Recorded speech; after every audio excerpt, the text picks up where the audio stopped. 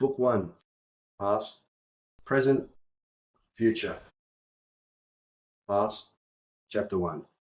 Perched high in a gum tree, two eagles watch over their domain, the Glasshouse Mountains, the spiritual home of the Kabi Kabi people, custodians of this ancient land. Atop Wild Horse Mountain, 123 metres above sea level, a lone figure stands motionless, wearing a black dryzer-bone waistcoat and hood. Hands are on the central platform as he looks to the horizon on sunset bursting into colour. Lightning strikes the scene, looking eastward, and gusts of rain push through the wooden structure without walls. It doubled as a fire observation post, and communication receivers dot the tower roof. One can only guess what he's doing. Suddenly the octagon tower shakes as one aerial on the roof takes a direct hit, and the eagles take flight across a large pine plantation, heading south through this ancient land. Streams of vehicle lights lead to an old rundown homestead, better known as a Queenslander, resting among weeping willows on the swollen banks of Enoggera Creek, Brisbane, in the year 1973. Flashes of light reveal a combi flanked by Harley-Davidsons in a misty driveway. George, the driver, was paranoid about knocking over any of the bikes. He did well, considering his pounding headache from a bender the night before. As the guys lined up in the back, heads bowed, Bear pushed open the combi side door with a bang as more lightning lit up the gravel driveway. Three guys are about to step out of the combi as bolts of light flicker, as if someone's turning on and off a light switch. Brownie, who knows all things Aboriginal, passes a slab of beer to Bear before stepping out. Bear wouldn't be out of place in a rugby scrum, and the sort of guy you'd want on your side when your back's to the wall. Casa slammed the door shut. He liked to think of himself as a chick magnet with his long blonde hair and a sweet talker to boot. Sloshing their way up damp ground, after getting out the front doors of the combi, LP, who reckons he can see the future on a good day. Mason, who had issues with his Masonic brethren and one day would become the Grand Master. And George just liked to stir up people with his sarcasm. At the side of the house, LP glanced at the old timber veranda in need of a good reno, then he started mumbling over the sound of loud rock music. Past, present, future. Captured in numbers, enclosed in time. The future is in our hands. Stop for a minute. Lightning announces our arrival. Wait for a clap of thunder. Keep going. Sooner or later, it's gonna bucket down. Bear shouts, keep it down with your fortune telling. The guys are surfers on a mission to reach Bells Beach in time for a surf contest, but first, they have to collect their mate, Red, Mr. Fix-It, who was about to be evicted from what could be best called a squat, along with his flatmate, Willie. Even Red would have had a hard time fixing the place up. Demolition might be the answer. Several bikies turned to see who was gate-crashing the eviction party for Willie and Red. One of the bikies yelled, "Who's these surfy bums?" Luckily, Red was standing nearby and was quick to reply, "I invited them, Porky. They're my mates." Red's intervention calmed Porky down temporarily. As the guys entered the backyard, they saw a raging fire with flames almost as high as the trees. It looked like a sight from Guy Fawkes' night.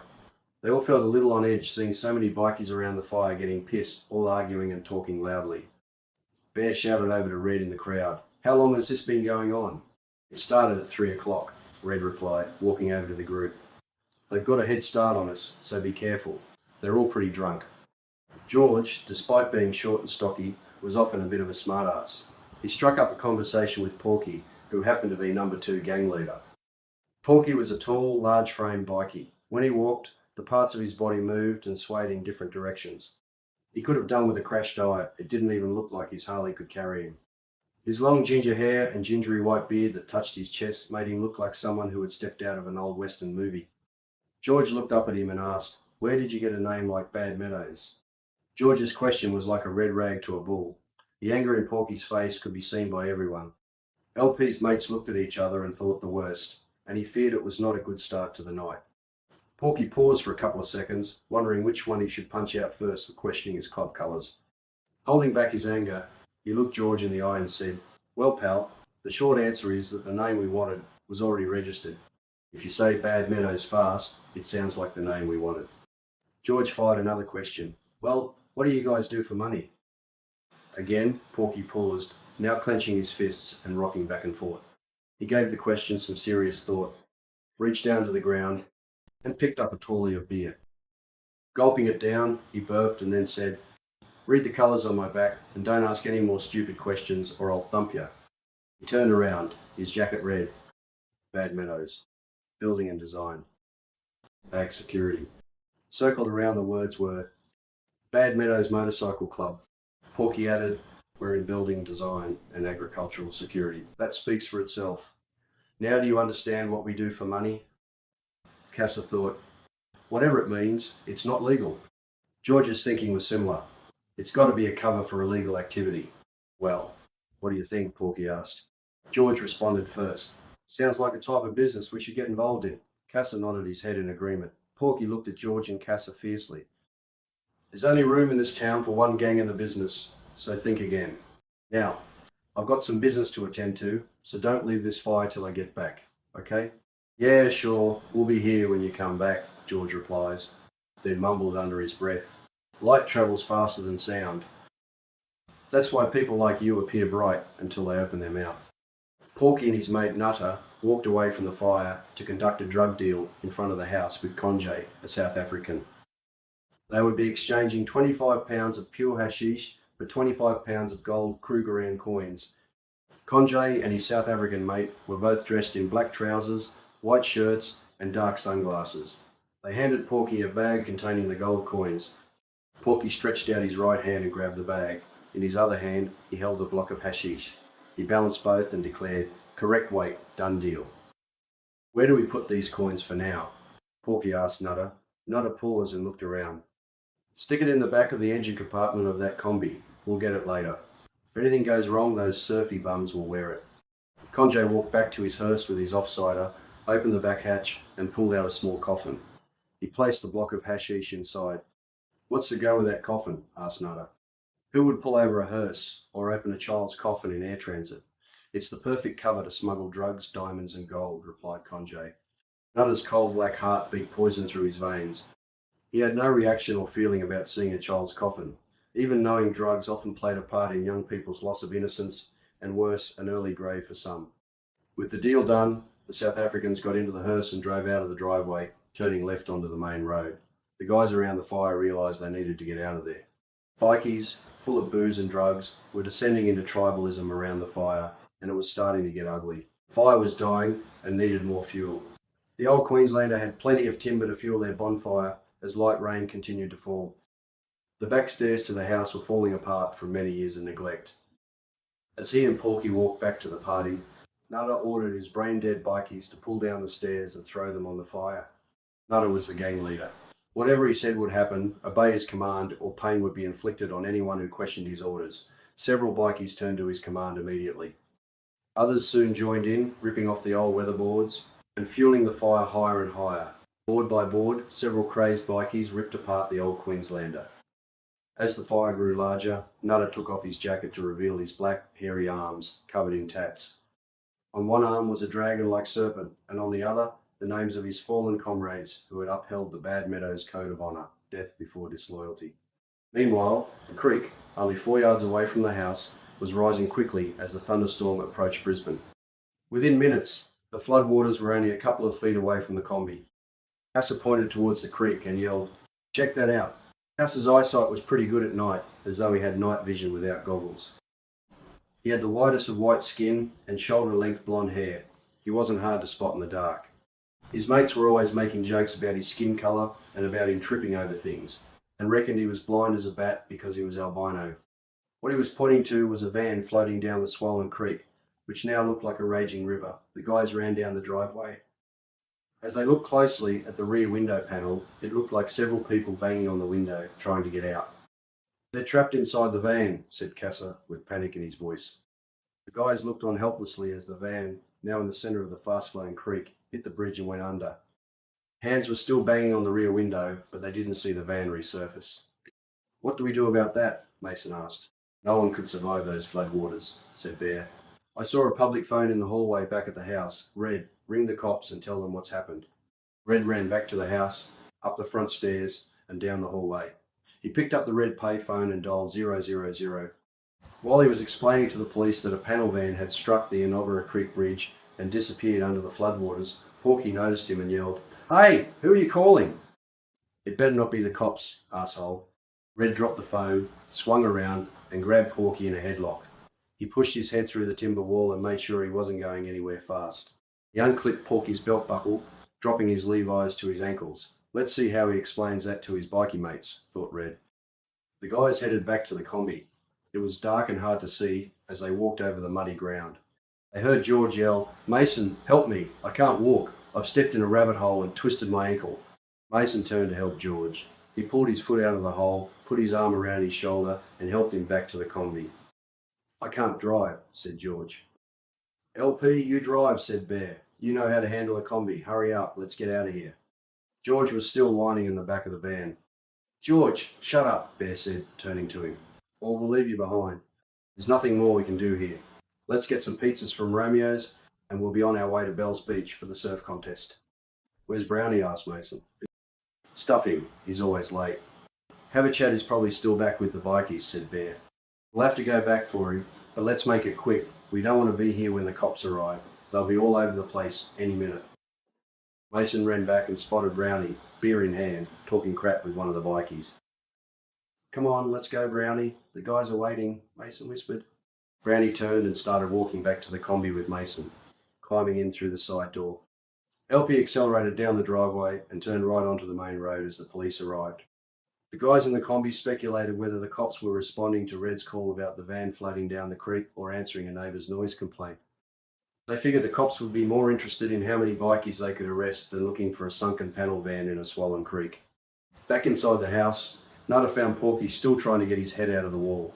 He helped his mate and then went to the front door to confront the police. "What do you want?" asked Nutter. "Don't you know we're untouchables?" "Speak to your boss. If you're lucky, you'll still be patrolling the city streets and not sent so far west you'll never be heard of again," said Porky, backing up his mate. "Get on your two-way radio," Nutter ordered. "Who's on duty? Who's your superior?"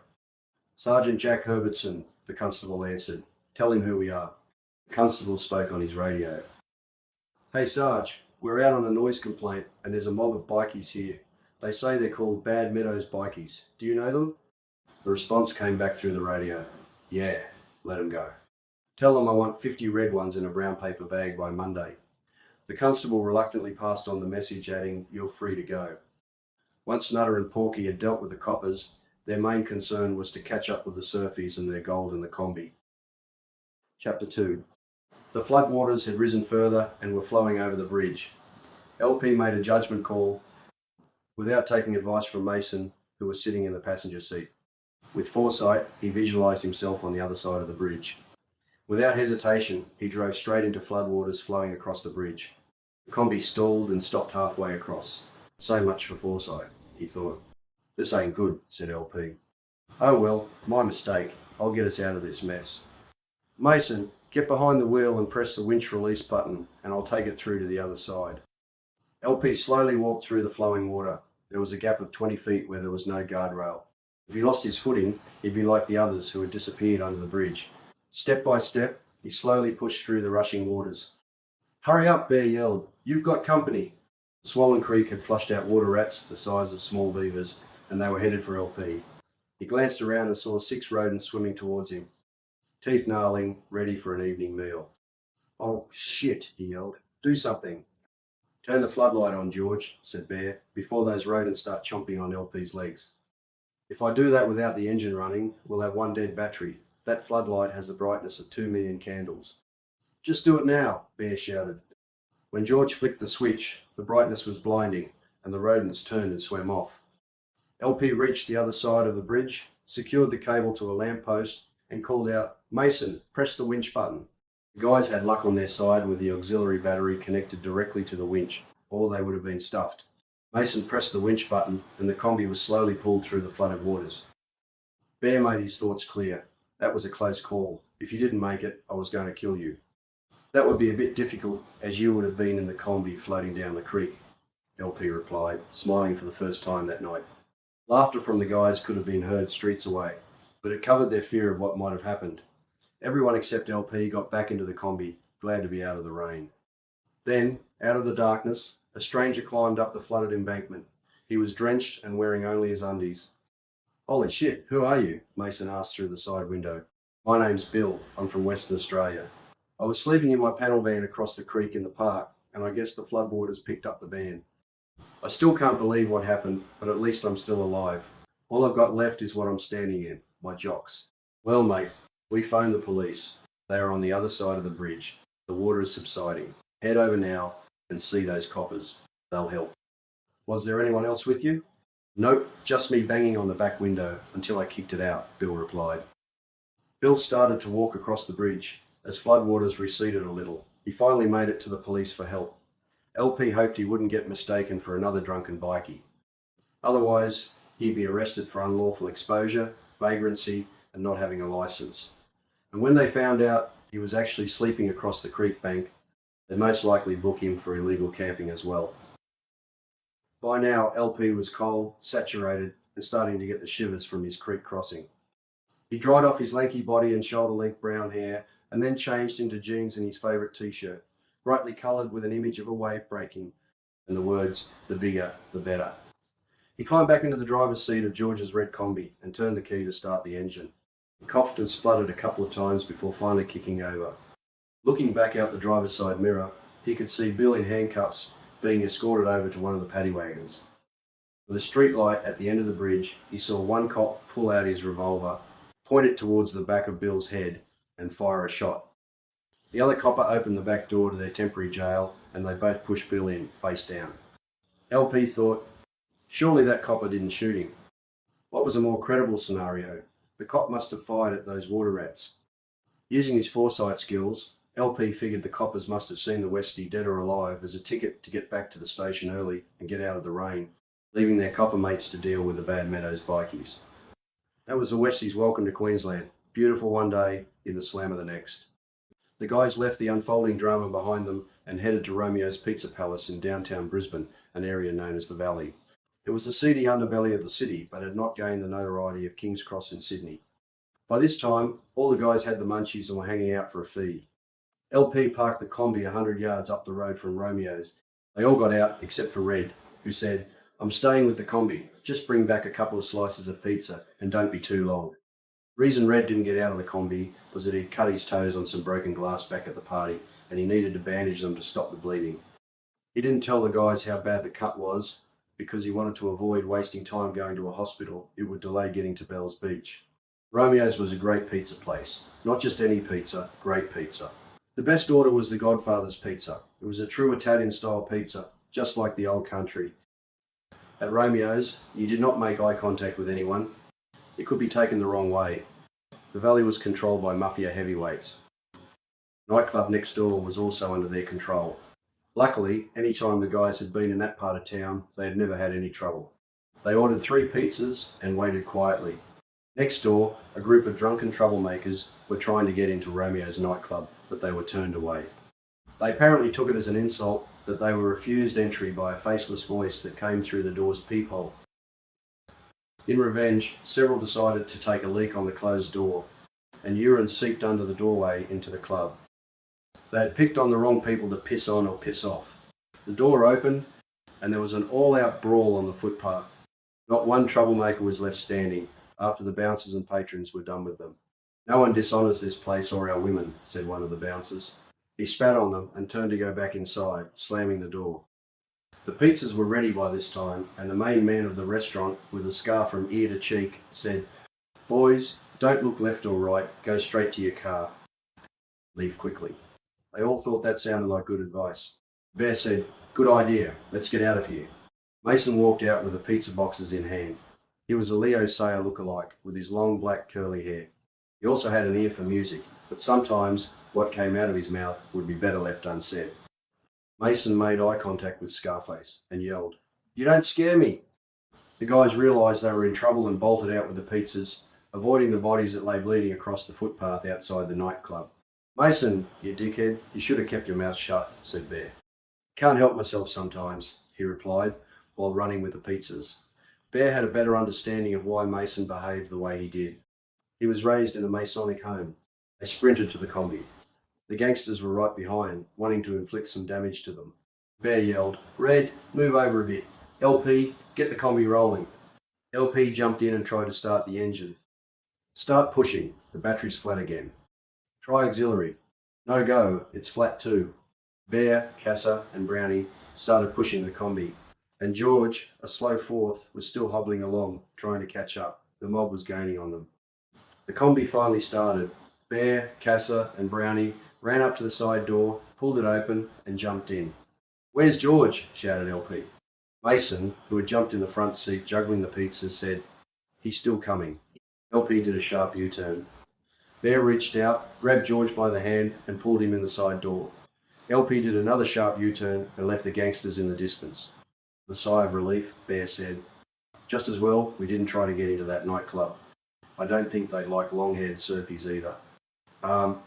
Mason raised 2 pizza boxes from his lap, and Bear grabbed both, and all the guys started digging into pizza as LP drove. LP looked down at the fuel gauge and said, "Hey guys, we've got to get petrol soon, or we're going nowhere." Red came up with a bright idea. They could siphon fuel from a truck he knew was always parked in a back alley not far from where they were. They headed down the road around 500 yards and found the truck parked where Red had said it would be. "There it is. Turn the engine off and pull up across the driveway." Bear and Casa jumped out with a jerry can and headed over to the truck. They proceeded to siphon as much petrol as they could in the shortest possible time. Unfortunately, just then, the owner of the truck came out onto the 3rd floor balcony of a nearby building. "You bastards, I'll kill you," he yelled. "Get away from my truck." It was time to do a runner. Casa struggled to carry the jerry can, spilling petrol as he ran. The trucker pulled out a rifle, took aim, and fired. Luckily, it was pretty dark in the laneway, and his bullet missed Casa. He panicked, dropped the can, and ran, empty-handed, back to the combi. "Let's get out of here," Bear yelled, as they climbed into the side door and slammed it closed. The trucker fired again, lead ricocheted off the bitumen, sparked, and ignited the spilt fuel. As the guys sped off in the combi, they saw a line of flame racing to the truck's fuel tanks. Within seconds, there was a huge explosion. One truck was destroyed, one truckie not happy, and part of the valley about to be burnt down. Nutter and Porky had taken a different route to avoid the flooded roads and bridge. Hot on their trail, Nutter's bikie gang were out to recover their coin. They'd overheard the surfers talking about Romeo's Pizza, so they figured that was where they would catch up with them. They arrived there on their Harleys, with 200 other bikies following. As the troublemakers from the nightclub started picking themselves off the footpath, Nutter pulled up and asked, "What happened to you lot?" "The last thing I remember is some long-haired surfies walking across our backs after leaving the pizza house." "These guys are tougher than I thought," said Nutter. "Yeah, and I bet that explosion and flames down in the valley was their handiwork too," replied Porky. Nutter and Porky headed down to the back alley and found the truck ablaze. The truckie was soaking down his pride and joy with a nearby fire hose. "What happened?" Nutter asked. "Bloody long-haired surfies. If I catch 'em, I'll kill 'em. No worries. If we get to 'em first, they're dead meat." The bikies roared off just as the police and fire brigade arrived. Sarge said to the constable, "Looks like we can add this to the Bad Meadows charge sheet. Destruction of property and arson. Put a call out to arrest all those bloody bikies. We'll lock 'em up for good this time." "How low is the fuel, LP?" asked Bear. "We've got a couple miles left in it." "Around the corner there's a self-serve pump at a service station just down the road. I'll pull into the Esso Servo and we'll get fuel there. The coin-operated machine only takes 20-cent coins. Dig deep, guys, and see how many we have." "Is that it? 10 20-cent coins?" asked Bear. "That's not going to take us far," added George. $2 of fuel will get us over the border. We'll fill up in the morning. The servos will be open then," LP said. He stopped the combi at the Bowser. Bear took the coins and dropped them into the slot. LP started to fill the tank, but the fuel Bowser stopped with still $1 to go. Bear kicked the Bowser in frustration, but that didn't help. It looked like road rage without a road, as Bear's temper boiled over. He walked over to the coin slot in the wall and started thumping it, trying to make it work. Brownie got out of the combi, grabbed the golden fleece emblem on top of the Bowser, and started rocking it in frustration. That didn't help either, it broke off. He was left holding a ram in his hands. "Oh shit, I didn't think that would happen." However, something else happened. The fuel started to flow again, and when it got to $2, it didn't stop. After a while, the tank was full.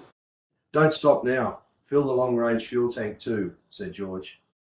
"Brownie, put that golden fleece emblem on the ground and I'll fill it up too," LP said.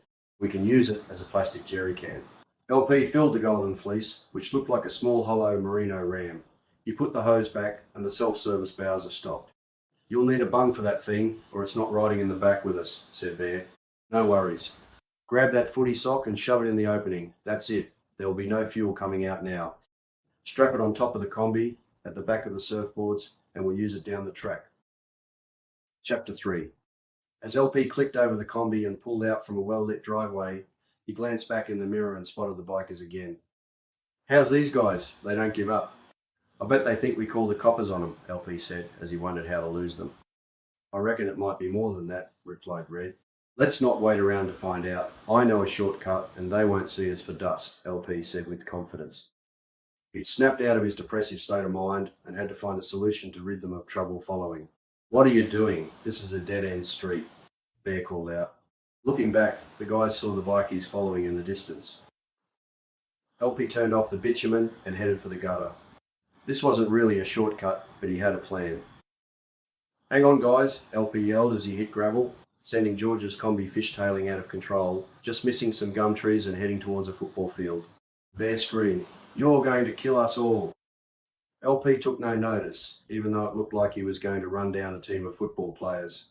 Bear said, "That's real bright, LP. Those blokes are not going to be happy with us on their field." LP steered the combi carefully through the footballers training under floodlights and stopped next to a man with a whistle in his mouth. He turned and looked at LP, spat out his whistle, and said, "What the hell are you doing on our football field, LP?" "We need some help, Donny," LP replied. "There's trouble following us. A bikie gang is chasing us. Can you help?"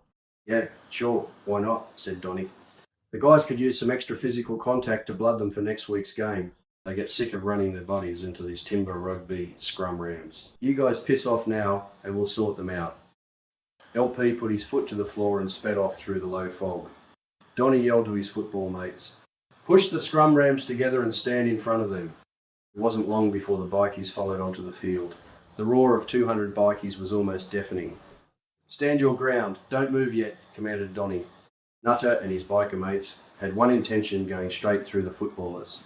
Low fog hid the scrum rams from sight. The footballers could only be seen from above the waist. Donny yelled, "Now move!" There was an opening left for the bikies to go through, but not for long. The lead bikies hit the scrum rams hidden in the fog and went flying through the air, landing with a thud. The rest proceeded to crash or turn to avoid further chaos. Nutter got up, shouting, "I'll kill the bloody lot of you." "I don't think so," replied Donny. "There are 200 of us and 20 of you bum-sniffing footballers. This will be the last game of football you'll train for. Give it your best shot, dickheads." Donny blew his whistle. To the left and the right, the reserve and B-grade teams finished their 100 push-ups and rose up out of the fog. Let's show these guys some football skills that are not allowed these days on the field. 1, the elbow. 2, the eye gouge. 3, the spear tackle. 4, the biff. Go for it, guys. They're on our turf now. Don't leave anyone standing. Footballers charged the bikies from 3 sides with thumping tackles, spear tackles, eye gouging and elbows, and they didn't forget the biff. The training session was over and the Bad Meadows bikie gang, knowing they'd been outplayed, rode or pushed their bikes off the field out of sight. "It's time for drinks. I'll see you all back at the clubhouse." Donny called to his teammates, walking from the field. The floodlights were turned off, leaving the field in darkness. LP looked in the rear vision mirror and found no bikies in sight. He thought, you can rely on Donny to get you out of a jam. "Floor it. Let's get some distance between those bikies and us. We need to figure out why they want to kill us," said Bear. "I think I may have had something to do with it," replied Red. "When I phoned the coppers about the van floating down the creek, Porky came down the hallway and he thought I was calling the coppers on them. That's when I put his head through a wall. That's why they're after us." "Good one, Red. You should have put Nutter's head there too," Bear laughed. The guys all had a good chuckle over that story. "The South Coast Road is flooded, so we can't go that way," LP pointed out. "We have to make it to the contest on time. We'll head west and take the inland road, then south to Bell's Beach."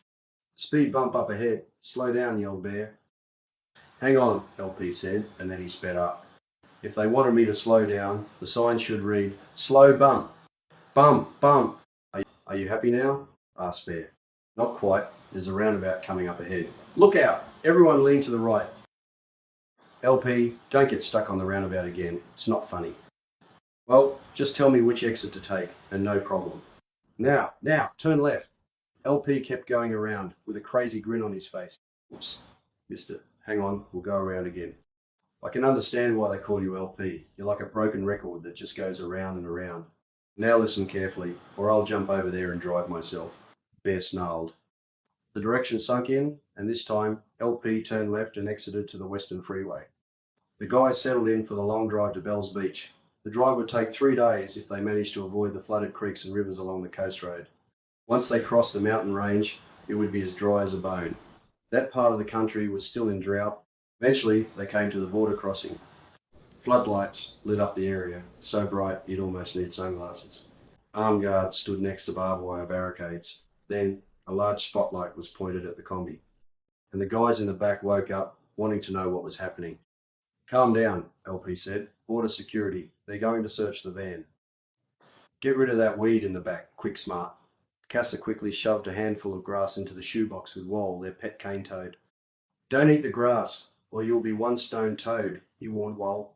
The side door opened, and an armed guard leant forward and stepped inside the combi, and sat squeezed between Casa and Brownie. Have you got anything to declare? He asked. Casa looked at Bear. Bear looked at Red. Do we have to declare the guns on the gun rack? Asked Bear. No, but tell me what's to go with that knife and boomerang. Souvenirs, mate, replied Brownie. The officer eyed them with suspicion. That's one big knife. Where did you get it? It's a ceremonial knife carved from an extinct giant kangaroo jawbone from Dreamtime. Don't go walking down any streets with that thing, the officer warned, or you'll get arrested. No problem, officer. They're just souvenirs, Brownie repeated. Now, look outside and see the sign. What does it say? Bananas are prohibited. Pass this checkpoint. You have to hand over all your bananas before crossing this security checkpoint. Do you declare you have no bananas? What's that moving in the box? Just a pet from up north, Bear said. Well, let's have a look. Bear lifted the lid of the shoebox, and there was Wall, the largest cane toad you've ever seen. What do you feed it, besides that grass? The officer inquired. Wall loves chewing on cockroaches for breakfast and spitting them out, so don't get too close. Look, how long is this going to take? Asked LP. We're on a tight schedule to get to Bells Beach for a surf contest. You're right to go. Guns, cane toads, and green grass from Queensland are not illegal. But never try to cross this border with bananas, or you'll all end up in the lockup, and your vehicle will be confiscated. No worries, officer. There are no vegetarians here. LP accelerated away with a sigh of relief. All right, guys, what's next? Asked Bear. We're almost out of fuel, and we haven't got enough coin to get us to Bells. Red had a bright idea. Willie, Red's flatmate, had worked for P&G when it had been split to Australia Post and Telecom. Willie was an IT guy who had helped to design the electronic components for the latest telephone boxes. When we see a silver phone box, not the old red ones, we'll stop, and I'll get the coins out. I know the code to press, and the coin box will automatically empty. Okay, Mason, look up the map. Where's the next truck stop? Asked LP. About 15 miles down the road. Sure enough, 15 miles further on, there was a phone box out in the middle of nowhere. Red, go make your withdrawal from the phone box. Mason, fill the tank, and we'll be on our way. Red realised that the wound on his foot from the broken glass at the party had started to bleed again. Walking to the phone box to get the coins had opened a large gash. You'll need stitches for that cut, mate, or you'll bleed to death, said Casa. It'll be okay. I'll stop at the next town. There's sure to be a doctor's surgery, said LP. Yeah, you're right, and we're not far from a good camping site. We can get some target practice in and stay overnight, said Brownie. The so-called town was not much more than a truck stop, but there was a sign. Doctor's surgery. Open 7:30 a.m. to 5 p.m. LP said, Red, you'll have to wait till 7:30. While they waited, Brownie told the guys about a secret Aboriginal site he knew of that was worth having a look at and wasn't too far from the town. At 7:30 a.m. on the dot, a good-looking girl with blonde hair, wearing a white skirt and white blouse, walked up to the surgery door. She unlocked the door and entered. Mason, help Red into the surgery, said Bear. Red hobbled over to the doorway. Thanks, mate. I'm right now. I'll be back out soon. Mason walked back to where he left his mates and saw George sitting on the combi floor, rubbing his ankle. Why don't you have your foot looked out while we're here? George said. I'm not going to be the one stopping us from getting to Bells Beach on time. I'll strap my ankle with tape from the first aid kit. Grab it from the back of the combi. Good one, Mason. I'll be right now. Casa and Bear were up on the combi roof, checking that the surfboards and the golden fleece, now used as a jerry can for fuel in reserve, were still securely tied to the roof racks.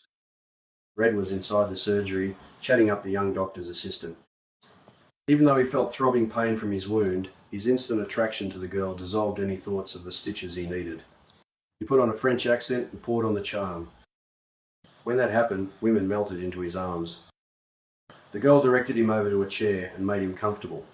It was no ordinary chair, it was a dentist's chair. "What's a dentist's chair doing in a doctor's surgery, Kat?" Red asked as he quickly glanced at her name badge. He was quick off the mark. "My mates call me Red, so can you, darling." Now, on first name basis, Red was thinking of other things to do while in the surgery. "Our Dr. Punjab is multitasked in this small town," she replied. "He is also a practicing dentist, and the dentist chair doubles as a surgery table. Now, Red, lie back while I adjust the chair to a more suitable position." I could think of a better position, if you know what I mean. Kat walked over to the door, locked it, walked back over to Red, and then said, "The doctor doesn't arrive for another half hour. What did you have in mind?" Red raised his hand and pulled Kat forward, kissing her passionately. "I think I'm in love," he said. "We shouldn't waste any time then," said Kat. She slipped her knickers down one thigh, dropped them to her ankle, and straddled the dentist's chair. As Kat leant forward, her long blonde hair fell over Red's face. Her greenish blue eyes were mesmerising as she kissed him. Kat's passion engulfed Red like a praying mantis about to devour its mate. The guys were getting bored waiting in the combi and wanted to get on the move. "What's taking so long?" mumbled George. "Oh shit, look at that. The doctor's only arriving now." As Kat unlocked the door so the doctor could enter, she said, "You have a patient waiting. I've already prepped him." Red piped up, "Yeah, Doc, your assistant certainly knows how to relax a guy." "So, how can I help you?" asked the doctor. "I need stitches under my toes. I cut them on some glass." The doctor took a look and agreed. "Yes, 5 stitches should do the job." "Do you have any feeling in your toes?" "Yes and no. I can't feel 2 of them. I have a surgeon friend in Sydney who could operate to fix the nerve endings. Your toes would be as good as new." "What sort of specialist is he?" "Like me, from Bombay. We both got our doctorate at the same time." He pointed to the certificate on the wall. Red looked closely and read, "Doctor of Philosophy. This doesn't say you're qualified to be a general practitioner. Not yet in your state, but I'm doing a correspondence course from my old medical school in Bombay. When completed, I can add the letters GP after my name." "So how can you practice in Australia without the right qualification? Your hospital system is desperate for more doctors, and they just don't check very much." "All I have to do is 2 years in the outback, and I'll have a luxurious home on Sydney Harbour. Then I'll be sponsoring all my extended family to come to this great country." "How will you afford to do that?" "Medicare, young man. Bulk billing is the answer. Whether it's dentistry, veterinary, or medical, it doesn't matter. If they come in here, they're all bulk billed." As Red walked out of the surgery, he asked Kat, "How can you get away with that?" "It's simple. When he treats a dog for fleas, it's a child's rash. When he helps deliver a calf, it's a house call for a home birth. If he does a tooth filling, it's a flu injection. That's the best get-rich scheme I've ever heard." "I don't like it, but I've got no choice. I'm stuck here. Why don't you come with us?" "We're going to Bell's Beach. It's all a bit quick. I can't really. Look, we'll be coming back through this way in the morning. Be ready at 7:30 and we'll pick you up." "I'll think about it, but a word of advice. Don't see that surgeon in Sydney. His nickname is Dr. Death." Red planted a kiss on Kat's lips and walked out. "Come on, mate. Hurry up," called Bear. As Red limped over to the combi, a few young local cowcockies followed him and gave him abuse for talking to one of their womenfolk. Red climbed in the side door, and Bear picked up the shotgun and pointed it out the sliding combi door. "Piss off, dickheads, or I'll blow your lot away. Drive now, LP." As they drove out of town, Brownie said, "I know a top spot to camp tonight. It's not far from here. Just follow the road behind that building, and it's about 20 miles. You couldn't call this a road, it's just a graded dirt track," said LP. It didn't take long before Brownie said, "Pull over here." The combi pulled up in a cloud of red dust. In the distance, the sun was still rising across a barren, dry, red landscape. There had been no decent rain for years. "This is the real Australia, where my ancestors lived for thousands of years. Look up to the left. See that outcrop of rocks? That's a sacred site. It's a female Bora ring. It has something to do with women's business. Don't move any rocks, or bad shit could happen." "Okay, let's set up camp and have a break. Later on in the morning, we'll see if we can get some food off this land," said Bear. By mid-morning, The guys were getting restless. "Get the guns, we're going hunting," said Bear. At Brownie's request, they agreed to only shoot feral animals which competed with the local fauna for the little amount of feed in the barren landscape. LP took the .243 and Casa got the .22. They had enough firepower to take down anything. "Over there, Casa, it's a rabbit. Call Mason. See if you can shoot it." Casa took aim and fired. The rabbit was still standing, so he shot again. It still didn't move, so he fired again, and again. He ended up shooting 6 times, and still the rabbit hadn't moved. "You're a bloody city slicker," Mason said to Casa. "I might be from the city, but I know how to shoot, and I'm sure I hit that bloody rabbit. I'm going over to check it out." The rabbit was stone cold dead. It was probably dead before you shot it. Look at its eyes. "I think it's got that disease they introduced to control the rabbit plague, myxomatosis." "Oh, bullshit. I shot it and I'll eat it." Casa skinned the rabbit and cut it up into pieces to cook later. "I think you'll be the only one eating that rabbit," said George. "By late in the arvo, you'll all be hanging out for a feed, and you'll eat rabbit then, I bet you." "Shut up," Bear said. "Look, over there by those rocks, about 300 yards away. I saw something move." LP raised the .243 with a telescopic sight. "I'll give a shotgun blast to the left of the rocks. That should get whatever is behind there running on open ground," said Bear. He fired both barrels. Instantly, 2 of the largest feral goats they'd ever seen ran across the red landscape. LP took aim and fired. It was a clean kill. 1 bullet to the back of the neck of both animals. LP felt a little apprehensive, having shot the goats, but it was food, and as Brownie said, they were feral goats. Pests, just like the introduced rabbits. "Okay, what do we do now?" LP asked. "Get my knife," replied Brownie. "I'll skin 1 goat, cut off the hind leg, and make us a roast dinner. When we get back to the ceremonial site, have a look around for a dip in the ground. It'll be a fire pit. If you uncover it, you'll find some large stones. Just gather up some dry timber and we'll start a fire over them. When there's only ash and coals left, brush the ashes and coals between the rocks. Then I'll put the goat leg on the hot rocks." "Hang on a moment," George said. "I'm not going to eat a leg of goat." "George, you're an idiot. What if I said it was a leg of lamb covered in Brownie's bush, tucker secret herbs and spices? Would you be fine with that?" LP said. "Well, yeah." "Then it's a leg of lamb. Put it on the hot rocks and cover it with the sheets of paper bark, and it'll be ready in a couple of hours," said Brownie. Casa proudly placed his rabbit portions on the stones too. "Don't go eating my rabbit, you guys. I'm having roast rabbit tonight." "Grab some potatoes out of the combi," Brownie directed George. "Wrap them in alfoil and put them on the side of the hot stones." George did this while mumbling to himself something about his sprained ankle, and nobody cares about him. Chapter 4. "Have you seen Brownie?" Red asked Bear. "Nope. He's probably back where the goats were shot. 2 were shot, 1 was skinned, and the hind leg cut off. Both would be covered in paper bark. He should know better. This is snake country. I reckon there would be king browns, death adders, and tiger snakes around here. 1 bite from any of those, and you're stone dead in 30 minutes, said Bear. Brownie was pegging the goat's hide on a bull ant nest. By morning, the hide would be eaten clean. A little more time in the sun, and it would be a great throw rug. He covered the remains of the goats with paper bark and said a few words of thanks for providing food for the journey. He walked from behind the combi and joined the guys. He then started to tell them about the days when wombats, with their hairy noses, would pop their heads out of their holes in this desolate landscape. There are no wombats now, just holes. So, guys, watch where you're walking. Instead of wombats, king browns and death adders live in those holes. If you're not careful, you'll be an Australian reptile's next meal. Is Brownie bullshitting? The next thing he'll be telling us is there's crocodiles out there, Red said in disbelief. Well, Red, you're not far wrong about the crocs. When the Channel Country floods, it washes down crocs from up north. When the river system is dry, there are waterholes. Aboriginals call them billabongs, and crocs make their homes there, waiting for prey like you. So steer clear of waterholes in dry riverbeds. Brownie's advice was taken on board as all the guys nodded in agreement. Mason butted into the conversation. Well, I don't plan to find out if you're right or wrong soon. When I take a leak, I'll make sure there are no holes that you talk about. Brownie, what happened to the wombats? Drought, mate. It hasn't rained out here for 2 years. Look at the ground. It's just red dirt. Only the mulga trees and a few paper barks are still surviving. It's a harsh environment. He paused and pointed to the ground. One day, it will look like this as far as the eye can see.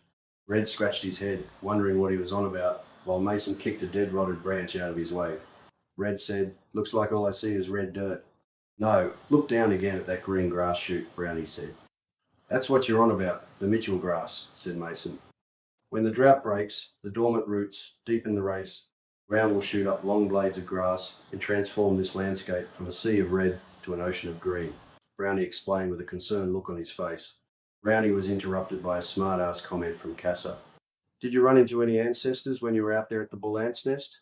Brownie took offence to that comment and answered, "Don't be like George, with more negativity. Have some respect for the people who were one with this land. Don't talk to me until you have some understanding, or I'll be pegging you out on that ant nest and they'll eat you alive." Mason, who didn't want to listen to Brownie and Casa arguing about ancestors, ants, and red dirt, went over to check out what Brownie had done with the goat hide. Standing back at a safe distance, he looked down at the hide, covered in bull ants. He thought Brownie was right. Anything on that ant mound would be eaten to the bone by tomorrow. Looking at sheets of paper bark partially covering the huge goat horns, which were at least 36 inches across from tip to tip, Mason had a bright idea. The horns would make a great mounted trophy. He picked up a sharp rock and hit the top part of the skull of the skinned goat. The horns dropped onto the red dirt. He picked up the horns and placed them over the bull ant's mound alongside the hide, and then started to walk back to the campsite. Mason was deep in thought and didn't see the king brown snake curled up in a wombat hole as he walked past. Bang!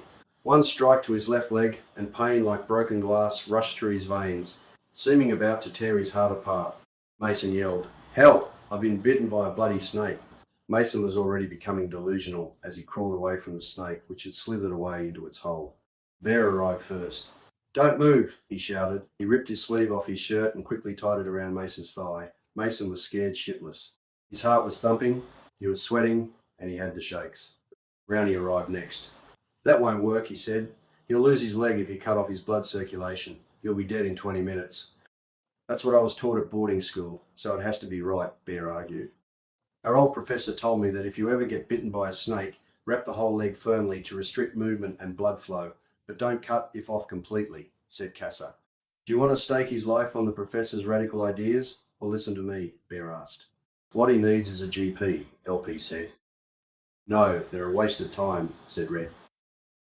"I'll just trust the professor," said Mason. "What else did he say?" "Catch the king brown," said Brownie. "Don't kill it, but milk the venom, and then drink it." "You got to be kidding. I've never heard of that." Mason responded in a weak voice.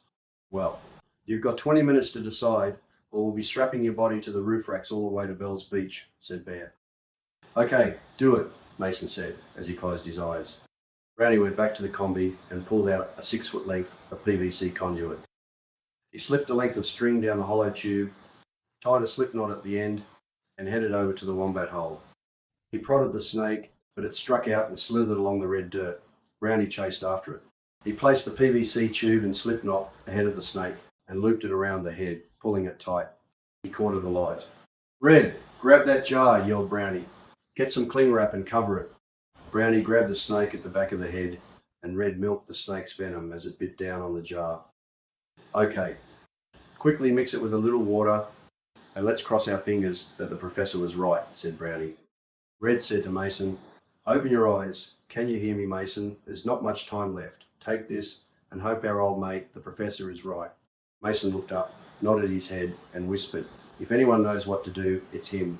I've seen him catch snakes and carry them in his t-shirt against his skin. He was born to be a zoologist." His voice was fading. "I trust him. Let me drink." Mason took 2 gulps, coughed a couple of times, and then Bear and Brownie picked him up and carried him back to the campsite. All they could do after that was wait for a miracle. Sunset approached, showing the most amazing red colours that blended the red dirt with the setting sun. "Let's eat while we still have some light," said LP. He started to carve the roast and place potatoes on everyone's plate. Brownie got compliments on his bush cooking skills. They only had 3 6-packs of beer, plus a handful of weed left that Wal was looking after. They hoped he hadn't eaten too much. "I reckon it's time to crack open a couple of collies and smoke a joint," said Casa. "We all need to chill out." Casa walked over to the combi and opened the side door. He lifted up the shoebox lid, thanked Wal for looking after his weed, and then rolled a huge joint and lit it. Taking a puff, he handed it around the fireplace. The guys had thrown more wood onto the hot coals, and the fire gave off enough heat to keep them all warm as the night temperature fell. Mason's strength started to come back as he blinked his eyes, and his vision started to focus. "Don't leave me out. Hand me that joint." He slowly stretched out his right arm, taking the joint to his lips, and took a deep breath, and soon he felt no pain. He was starting to look on the bright side of life. "Are you trying to start a new fashion trend, Bear, with a one-sleeve shirt?" asked Red. Bear realised, after all the panic with Mason's snakebite, that it looked a bit stupid wearing a shirt with one long sleeve. He grabbed his remaining sleeve and ripped that one off too. "What do you think, guys?" Bear blurted out. "That could be the next outback clothing trend to take off," Mason replied, while drawing in another deep breath of pot. Bear pointed to LP and said to Red, "Why don't you go over to the combi and cheer up LP? I think he's got the grumps for having to do most of the cooking. He's slipping into one of his depressive moods. He must get his brooding from his Welsh ancestry. What is it that brings his mood changes on? He thinks too much, instead of living in the present. He says that sometimes things bubble up from the past." "Like what?" LP hates the fact that he can barely read or write. He thinks he's not that smart. His one saving grace at school was that he learned how to play chess and became pretty good at it. It helped reshape his thinking. Moves on the board are like decisions in life. Plan, anticipate, defend, attack, and win. He told me he went to a private school in the 60s, and it was hell. Every day, up to 40 students at a time, like almost half the class, would be lined up against the wall for answering a question wrong. One particular Christian brother liked inflicting pain, and he would await each victim to step forward and enforce his total control. He dished out his form of education with a thick leather strap lashing down from shoulder height. He would use all his force to give them one of his best on the palm of their hand. LP always hoped he'd be at the end of the line, so the brother would be worn out and wouldn't be able to hit him as hard. By the time he was finished, he was red in the face and looked like he was about to explode. Red butted in. "Hang on, that's not education, that's torture. Yeah, that was their weapon to strike fear into them. Punish the slow and rebellious, and the rest of the class will knuckle down and learn. It's a lot different nowadays. Why not go talk to LP about Double Island and the best surf he ever had?" It was during the cyclone, when the swells were 30 to 40 feet high and the Cherry Venture ran aground. It was a Scandinavian freighter, 1,600 tonne without cargo. The cyclone pushed it high up on Tiwa Beach, just a mile south of Double Island Point, Bear replied. Red walked over to LP and said, "Hey LP, I'm talking to you. Answer me." "Yeah, Red, what do you want?" "I see you're sitting over here by yourself and thinking too much. I'm here to cheer you up. Think of a song that would lift your spirits." LP started humming a tune and then sang, "Unchain my mind, let me be free. Open my heart, let me be me. The tune's right, but I think you've got the words mixed up. It's better than watching you mope though. Tell me about the best surf you've ever had." That would be when we rode out that cyclone at Double Island Point. The waves were up to 40 foot high. With tubes you could fit a truck in. Let's hope the waves are as good as that at Bell's. What else do you remember of that weekend? Dolphins. The dolphins rode the waves with us. It was just unbelievable. It was the most pristine surfing spot in Australia, and no one knew about it. The only way to get there was by four-wheel drive along the beach on low tide. Did you have a four-wheel drive? No, Gordon had one. He would take us up there from Rainbow Beach whenever the tide was low, even if it was 2 o'clock in the morning. We'd arrive and load up his orange-painted Army Blitz with surfboards, food and drinks, and be on the go when he was ready. Yeah, I remember that weekend well. They had started mining the untouched Double Island for zircon and rukon. I guess you could call us the first environmental activists to try to close down mining on Double Island. Cato and I climbed over the dunes like commandos to take out a generator that ran 4 hours a day to operate the sand pump. Cato's instincts kicked in that night and he stopped the generator operating. You could hear the fan blades slowly grinding to a halt. It was such a still night. Cato and I ran from the mining site down the track to the mine workers' huts. It was bright as day at the camp with floodlights overhead. We kept running past the miners and over to the sand dunes. There were lots of miners still up drinking, but they didn't take notice of 2 surfers running past. Workers didn't realise until the next morning what had happened to their generator. We knew what we had done was reported to police because the media got hold of the story and we heard it on the morning news bulletin. Until then, as far as the government was concerned, there had been no mining at Double Island. Mining was only allowed south of Indian Head on Fraser Island. Most Queenslanders were aware of sand mining on Fraser Island, but not on Double Island. Of course, it turned out that the government did know all along, though later the media found minutes from secret cabinet meetings. Yeah, Kato and my actions that weekend focused media attention on what was happening on our beautiful beach. There was a public outcry after the government cover-up was exposed and the sand mining was stopped immediately.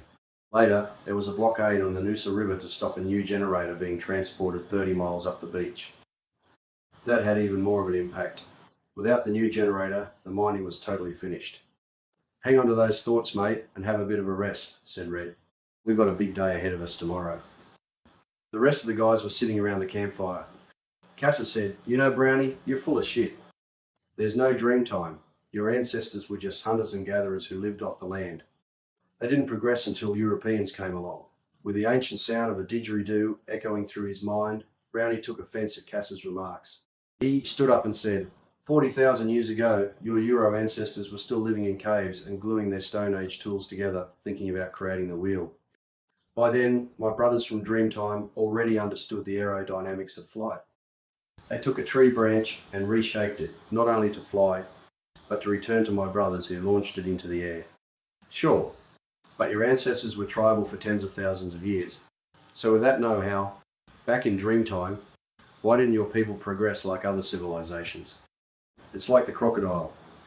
It reached its optimum potential millions of years ago and stopped evolving. It was the same with my ancestors. We had reached oneness with the land and all was provided for us. We had reached our optimum potential through custom and ritual. The guys enjoyed the time sitting around the campfire, telling stories, but they kept an eye on Mason's condition. He was going in and out of consciousness and having visions. He didn't know where he was or what was happening to him. Smoking that joint didn't help, Mason said, in a delusional state of mind. Turn the spotlight on. The Bora ring. Turn it on. Women. 7 women. Walkabout. You all are chosen. Bear said, Brownie, grab that damp rag and put it on Mason's head. See if that'll bring his fever down. Mason continued screaming. Chosen ones. Undo your clothing. Love. One mind. Ecstasy. What's happening? Where are you from? Are you on walkabout? The 7 women spoke to Mason. We are from another time and place. Ancient Bora rings are our timeline markers, transporter, alignment of the heavens, time and space. The technology of 1,000 light years away will merge with your world. Your scientists are not far off unraveling the mysteries of life. Find future knowledge at your fingertips. Life renewed. When you reach your journey's end, look for guidance from the sea, and you will achieve your aim to be the best. Silence filled the night air, and LP whispered, He's sleeping. Let's hope he makes it through the night. At sunrise, Mason woke up without fever, looking a lot better. LP asked if he understood what he had been talking about the night before. Mason repeated what he could remember of the visions he had seen and heard. All the guys connected with his recollection and felt as though they were part of his dream or hallucination. They also talked among themselves, agreeing with recollections of women standing before them, unclothed. Bear said, Let's cut the crap and get this show on the road. Pack up, we're getting out of here. This place gives me the spooks. Just before they left, LP pointed over to the Bora ring. What's that, standing at the opening of the Bora ring? The stones of the Bora ring had been placed thousands of years ago to resemble the shape of a woman's womb. This was an unusual shape. Usually, Bora rings were shaped like circles. The guys looked to where LP was pointing and saw a rolled up parchment. Brownie warned everyone, don't touch anything. It must be part of this sacred site. Just leave it where it is. Mason spoke up. I don't know what happened last night, but you have to take it. Don't leave it behind. It has something to do with the future. I remember the numbers 01, 01, 1, 0, 0, 0, 0, 0, 1, 0, 1, 1, 0, 0, 1, 0, 1, and something about connecting with 1 and 0. Anything else? Asked LP. Something about an image and keep it safe. Bear asked LP to take the parchment, which looked like a scroll, and put it in the combi. LP did as he was asked, but was of the opinion that they had smoked too much pot around the campfire and it was screwing with their heads. Brownie again warned them all. Bad shit will befall us if you remove anything from this site. Crap, Bear replied. We'll leave you behind if that will make you happy. Let's go. Chapter 5. Together, all the guys helped to pack up the campsite, leaving it the same way they had found it. Mason was starting to feel much better. Brownie retrieved the goat hide from the bull ant nest and grabbed the horns for Mason. He threw the hide over the surfboards and roped it down to dry out further in the sun as they drove. Brownie, why don't you strap the horns to the front of the roof racks? That'll turn a few heads on the way to Bells. Okay, Mason. Anything you say, you're another one of the walking wounded. They're on the road again. As they left the red dirt track and turned back onto the bitumen, Red said, "When we go back through town, stop at the doctor's surgery." "What for?" asked Bear. "Have the stitches come out?" "No, I told Kat we'd pick her up on the way through. If she's coming, she'll be waiting outside the surgery at 7:30. We'd better pick up the pace after that then, or we won't make it to Bells," said George. "Oh, George, you're a worrywart," replied Red. "We'll get there and we'll win. We'll take the prize money and be cashed up. You wait and see." "Yeah, I'll believe it when I see it. And if we don't make it to the contest on time..." "Don't say I was the one that slowed us down at the doctor's surgery," George responded negatively. When they pulled up at the surgery, Kat was there, waiting. Bear opened the side door and she got in. Kat bent down as she entered the combi. She was a tall, slim girl with an athletic figure. As she moved over to Red, she planted a big kiss on his lips and got ready to enjoy the journey with all the guys. Bear slammed the door closed and said, "Let's get out of here." As the morning sun warmed the inside of the van, so too was the roadway warmed. It became a shimmering heat haze rising from the bitumen. From a distance, the faded red combi, covered in bull dust, would have resembled a speeding gold bullet, cutting a path through a desolate stretch of highway with no end in sight. After a while, Casa asked, "How about pulling over? I'm cramped and hot. Let me out of this tin can. I'm getting claustrophobic and need to stretch my legs." LP stopped near a large signpost that read, "Persimmon Mining. Do not enter." "Where do you think that gate leads?" Casa asked. "It leads you to millionaires," Red replied. "Anyone who bought shares in that company when they were penny halfpenny shares is now a millionaire." "That's bullshit," Bear said. "It's all on paper. When the mining boom ends, those blokes will be owing money." Looking into the distance, they could see heavy machinery hauling coal out of a deep open-cut mine. "What do they do with the hole when they finish mining?" George asked Bear. "One of two things. Either they take out their big sucking pumps and allow it to fill with water to become a large billabong in this desert landscape, or they fill it with garbage from the city. If you think I give a damn, you'd better pack lunch. It could take time." George replied with a dismissive tone in his voice. "Casa, are you all right now? Are you over your panic attack? Have you got circulation back in your legs? We're wasting time. Let's go." LP started the combi and they drove off. The guys settled in for a long drive to the surf competition at Bells Beach, hoping they hadn't come all that way for nothing. The hours passed with Brownie doing his weight exercises, any chance to add muscle for the bodybuilding contest back in Brisbane. Casa was constantly brushing his hair and always looking at himself in his compact mirror for any new zits to pop. Red thumbed through the latest IT magazine, keen to pick up any new ideas. Bear pulled down the guns and cleaned them, making sure they were in working order. Mason sat in the front seat as the pain was starting to come back from the snake bite. "Bear, can you roll a joint?" Mason asked. "I heard him here." Bear slowly rolled one, making sure not to drop a gram of weed. He lit it, took a deep breath, and passed it around. LP was driving and was not happy as the van started to fill up with smoke. "Keep the windows up," Casa said. "It's getting harder for me to see," replied LP. LP wound down his window, grabbed the front door with both hands, and stuck his head out the window. "You steer, Mason. I can't see a thing." Heading towards them was a huge semi-trailer filled with cattle. "Okay, Mason, straighten out, a little to the left," said LP. The truckie couldn't believe his eyes. The vehicle coming towards him looked like it was on fire, full of smoke, and the driver's head and hands were outside the door. Truckie looked down at his bag full of pills and decided it was time to give up the uppers. As the two vehicles passed in the outback, the trucker thought, "I'm over this shit." He hurled his bag of drugs out the window. LP pulled his head back from the combi window and was back in control, with both hands steering a course to Bells. He said, "Mason, wind your window down to let the smoke out." Someone reached over and opened the side door. A moment later, Red called out, "But it still smells like something burning." He looked back to see more smoke at the back of the combi. "We're on fire," Bear yelled. "Pull over." LP pulled over to the side of the road, jumped out and ran to the back hatch. He lifted the latch open, and yes, Bear was right. One of the batteries had caught on fire. The metal bracket holding it in place had touched against the terminal, and the battery casing was literally melting down. Now flames were spreading over the fuel tank. Quick, everyone, grab a handful of dirt and throw it on the batteries, said Bear. Casa, Red, and George jumped out of the side door, grabbed some dirt, and started throwing it over the batteries. By this time, the second battery was also on fire, and its casing began melting. Seconds later, the fire was out. Everyone was thankful that the combi hadn't exploded while they were driving. They would all have been incinerated in a fireball. Luck was on their side for now, but how long would it last? The battery still needed to work. LP jumped into the driver's seat and clicked her over. To their surprise, the combi started. Red, can you make sure that the brackets are holding down the batteries securely this time? Okay, no worries. He clamped them down and was about to close the hatch when he called out, Hey guys, check this out. There's a bag in here. George, it's your van. Do you know what it is? It's probably just the jack and wheel brace. Don't worry about it. Let's get on the go. Red grabbed the bag, opened it, and found it full of muddy-looking coins, a bit like old pennies. For a moment, he thought that he'd hit the jackpot. He rubbed the mud from one of the coins and saw it read South Africa. They're just some foreign coins. So much for a lucky break. Throw them in the back, George said. We should get a few dollars out of them.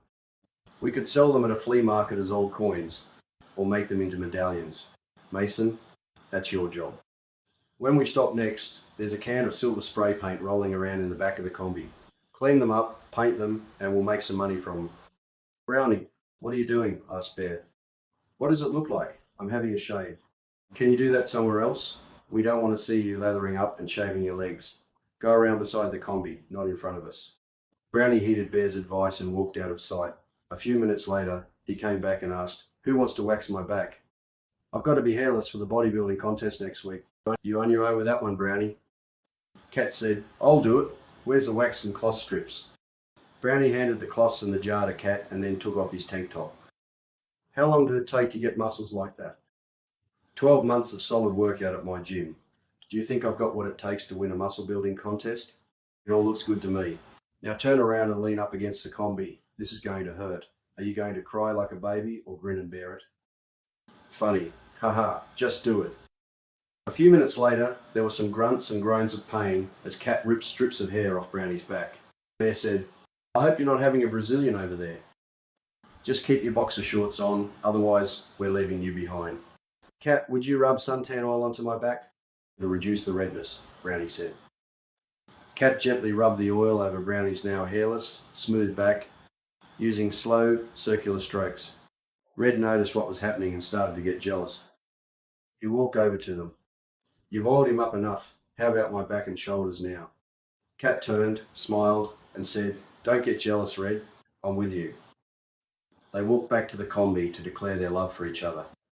LP climbed onto the combi roof rack to check out the goat hide. Hey, check this out. The mixture of red dirt and sun has changed the goat hide's colour and texture. It's soft and golden. Feels good too. Brownie, you were right about getting that salt from the salt pan near the Bora ring. I told you, all you had to do was rub the salt and suntan oil into its hide and leave it in the sun. Job done, Brownie replied. I'll throw it over the seat. It might help my piles. This long distance driving is getting to be a pain in the butt. There's no time to wait. Let's get on the move. Chapter 6. We haven't got much petrol left, said LP. Don't forget the fuel on the roof, Mason reminded him. Yeah, we'll keep that for an emergency. Let's start heading back to the coast. We're past all that flooding and rain now. George, look up the map and see how far it is to the next town. It's 20 miles, and we won't make it without more fuel, George reported. I'll take bets on it. This combi could run on the smell of an oily rag, said LP. Anyway, we've still got fuel up top. Don't forget, we don't have any cash until the banks open on Monday morning, Bear reminded everyone. Just find me another phone box and I'll make a withdrawal, Red laughed. We'll have enough coin for petrol. We still have enough time to make it to Bell's for the contest on Sunday morning. You did pay the entrance fee for the contest before we left Brisbane, didn't you? Katza asked LP. No, they said to pay at registration on arrival. LP replied, Well, where are we going to get $100 to register? Asked Bear. We could try getting more coins out of telephone boxes, Red replied, but there aren't enough truck stops out here in the middle of nowhere to find the right silver phone booths. It would be a lot simpler if banks made it easier to withdraw money on weekends. Like if you could press the right code and it would spit money out of the bank wall. Red, you're completely off the wall with your ideas. There's no way that will happen. That bloody IT mag you're reading sounds more like a comic book. You'd be better off using it as toilet paper, said Bear. Mark my words, it won't be only getting cash out of a wall. Unless it's plastic, the only thing you'll be able to buy is lollies with your loose change. You mean paper money is going to be plastic? Bear asked, sounding unconvinced. Yes, Red replied adamantly. I'll say it again. The only thing that mag is good for is wiping your bum. I don't want to hear any more about that crap. Let's keep rolling. We've a contest to win, and I won't be accepting plastic money when we collect the winnings. I want only paper money. Red, you're dreaming, mate. That will never happen. Talk to me about it in 30 years. It's called technology. Now let's get back to the problem of how to raise $100 to enter the contest. My flatmate, Willie, Red said. The geek who told me about the code for the telephone boxes, he said he did the same thing with pokie machines at the last place he was working at. He designed and programmed the chip and circuit boards for the new pokie machines. The new machines have no handles to pull, you just press a button to play. He told me that if you find the latest machines without handles, then press one line by 1 cent till the free spins come up. Then repeat the bet 48 times. Then hit max bet and the free spins will come up again. Bingo, we'll be cashed up. Okay, Red, that's a good plan. Keep an eye out for a sports or footy club. They'll have pokies. The next town they came to was Eden.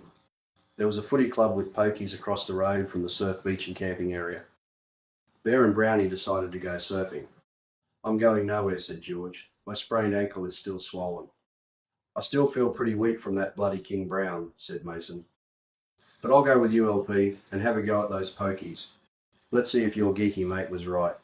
Mason and LP signed in as visitors at the footy club and went straight through to the pokie room to look for the right machine. Yep, that'll do, said LP. Mason dropped 20-cent coins through the machine, pressed on one line, then 1 cent bet, several times, and the free spins came up. We're halfway there, now hit it 48 times. On the 49th hit, LP changed to maximum bet, pressed down hard, and the free spins came up, paying out the maximum amount, $500. We could make a living out of this, LP. How long will this last? Not long. The club will remove any machines that are not returning a profit. We're ahead of the game. We robbed them before the bastards robbed us. These things are nothing more than false idols that people will stand at and worship in expectation of a greater gain, said LP. Well, it's bullshit. There's no way to win in the long run unless you beat them at their own game. Mason thanked LP for the lecture. Let's collect and get out of here. LP collected the $500 and they headed out of the club and over to the combi. By this time, Bear and Brownie were back out of the surf. Hey guys, we've got no problem with money now. Red's flatmate's theory on winning on those poker machines was right. LP hit the jackpot at the footy club. Great. We'll stay the night here and head off at daybreak. That'll give us enough time to register and win the contest, Bear said. Let's take the combi over to that camping area and we'll set up. LP, you're cashed up. Go grab 3 pizzas and go back to the footy club and buy a couple of 6-packs of 4X beer. I'm coming too, said Casa. LP returned with 2 cartons of Resh's beer and Casa carried the 3 pizzas. That's Southern beer. We're not drinking that stuff, Bear yelled. The bloke over at the botlo said that it would taste like 4X after you down a couple. He said they don't sell that brand in this town because no one drinks it. He reckons it's foreign beer. You should have told him he doesn't know what he's talking about. Everyone up north drinks only 4X or they're not a Queenslander, said Bear. All right, throw over one of those beers and pass the pizza around. Most of the guys agreed that it's the first decent feed in days. Well, I thought the roast was pretty good back at the Bora Ring, said LP. Yeah, but takeaway's better, said Red. Yeah, sure. If you like standing in a line to be served and waiting another 20 minutes before it's cooked. After downing another beer, Bear said, I've got an idea. If you had a takeaway food outlet where the pizzas are already cooked and ready to go and there was no waiting, you would make a fortune. Bear, if you think that's a goer, let's do something about it when we get back over the border, Red said. I'm putting the billy on for a hot cuppa, said Red. Anyone else for tea? No, everyone else replied. Cold beer is going down better than a hot cup of tea. Damn, there's no milk. I'm going over the road to get some. Casa said, I'll come with you. He was quick to change into his favourite floral shirt, a real chick magnet. He put on his Levi jeans and slipped on a pair of moccasins. With a couple brushes of his long blonde hair, he was ready, rehearsing his best pickup lines. They all figured that Cass's charm came from his Irish heritage. As Red walked into the shop, Cassa called out, "I'm going into the club to see if I can pick up some women. I'll catch up with you later." Cassa walked off down the road to the footy club. Red went to the shop's fridge cabinet, grabbed a pint of milk, placed it on the counter, and searched through his pockets for loose change. He pulled out a 20-cent piece, placed it on the counter, took the milk, and left. As he walked out, he was confronted by two coppers. "We haven't seen you in this town before. Where are you from?" "It's a free country." "I can go where I like," answered Red. "Are you alone or here with some others?" one copper asked. "What does it look like? I'm standing here alone."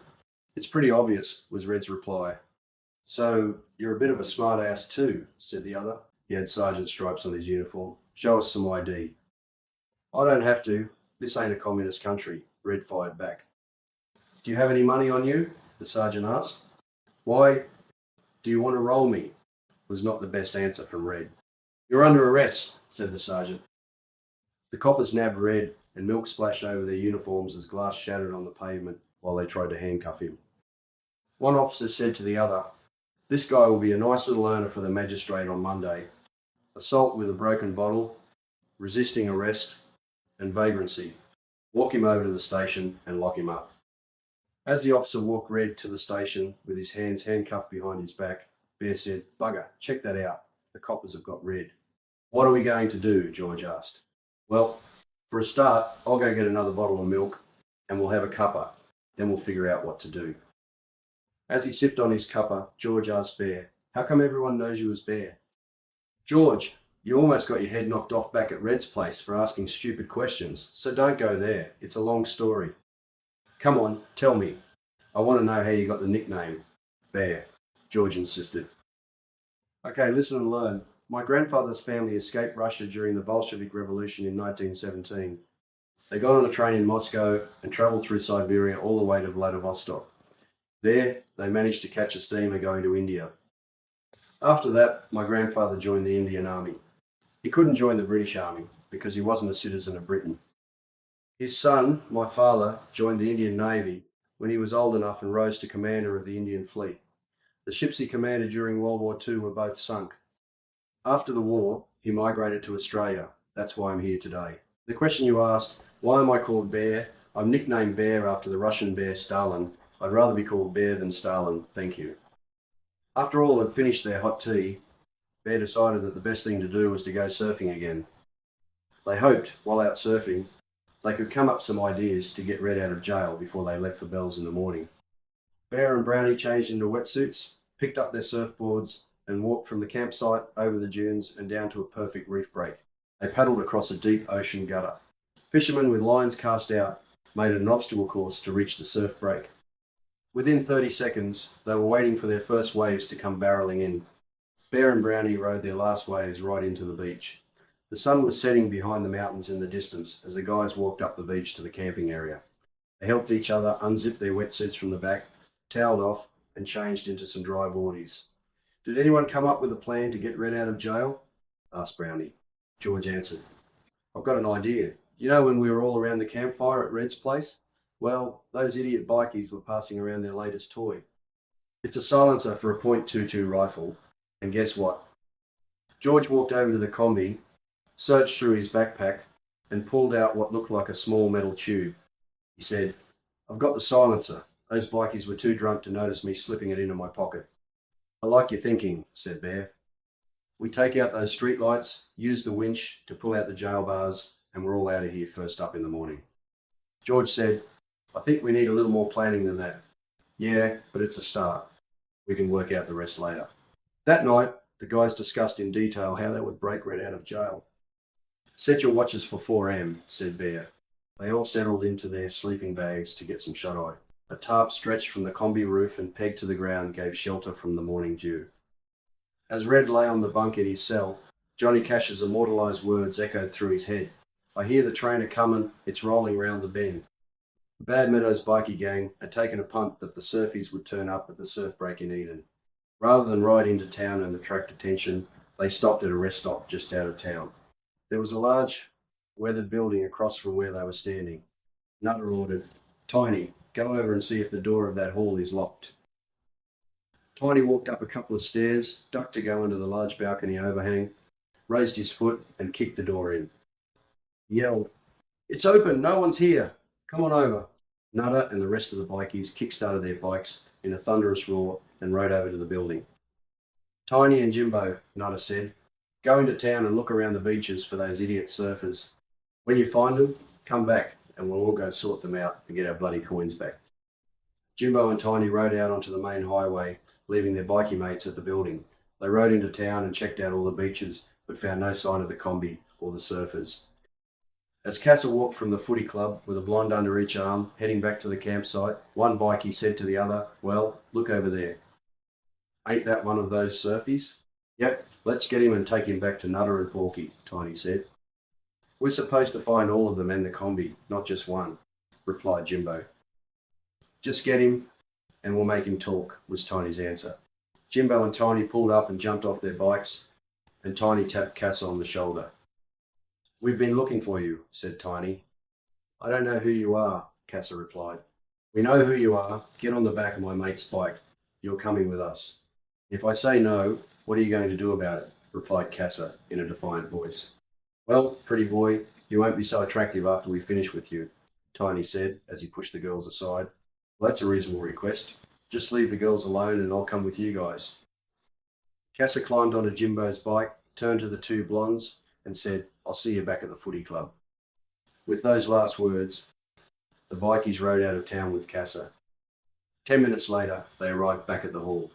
Along the way, Casa hoped to spot some coppers that could make themselves useful and get him out of what fate had in store for him, but he didn't see any. Nutter asked, "Well, where are they?" "We've got someone who can tell us where the rest of them are," Tiny replied. "Okay, tie him up on that chair," Nutter ordered. "Well, pretty white boy, tell us where your stupid surfy mates are. Get stuffed, I'm telling you nothing. Tiny, work him over, but don't kill him." Tiny gave a left and right punch to Casa's head. His head fell forward as he was knocked unconscious. "I wanted him alive," Nutter said. "I barely touched him." "You idiot, you don't know your own strength." The bikies walked away and continued drinking. Tiny said, "When he wakes up, I'll find out where the rest of them are." "I don't think so," Nutter replied. "I've got another idea. When he's conscious and can talk, I'll let Gina have her way with him. He'll tell her everything. This guy's a sucker for a beautiful woman." A little after midnight, Casa started to come around. Nutter and the other bikies were pretty pissed by this time. Nutter yelled to Gina, the bikie group's girl, "See what you can find out from this arsehole surfy." Gina walked over to Casa's chair, wearing red, high-heeled stilettos and a long black, flowing, dusty, dryzer-bone waistcoat. The only other clothing she had on was the tiniest red polka dot bikini. As Casa looked up, he thought, "Evil eyes, don't look at me, don't play your games with me." His heart started pumping a little harder. Gina walked towards him, placed her legs over his, and sat down on his lap. She was as close as she could get to his face. Casa looked down and liked what he saw. "Tell me where your surfy mates are. Nutter only wants to talk to them, and you can be on your way." "Does he want to know whether we called the cops and ratted you guys out about the fire?" "I'm asking the questions, not you. Now tell me where they are. Where's the combi?" There was no answer from Casa. Gina grabbed his long blonde hair and pulled his face into her bosom. He thought, "I've got to tell them something other than where we stopped." Casa mumbled, "We're camped on the other side of town at a rest stop." Nutter yelled to Jimbo, "You guys couldn't have looked too hard. Next time do as I say, or you won't be wearing the Bad Meadows colours." "Let's go get 'em," said Porky. "No, we'll wait a while. We'd better sleep off the grog, and we'd make too much noise for this time in the morning. Cops will be on our case, and we'll all end up in the lockup. We'll get an early start at sunrise." Gina was finished with Casa after extracting the info. As she walked away, she asked Nutter, "What are you going to do with him?" "Well, I'm taking no chances. He's coming with us, just in case he's trying to send us on a wild goose chase." Around 4 o'clock, the surfers woke and quietly packed, rolling up the tarp, gathering up their sleeping bags, and throwing them in the back of the combi. LP climbed into the driver's seat. Bear and Brownie quietly pushed the combi over towards the police station's back wall. The old stone jail had been built back in the 1800s. Bear figured that the mortar holding the bars into the stone wall would be weak, because it had been built by convicts. They weren't fools. They had known their days were numbered, and they could end up behind those bars for no reason other than the constabulary mood of the day. George and Mason were the walking wounded and weren't much help with pushing.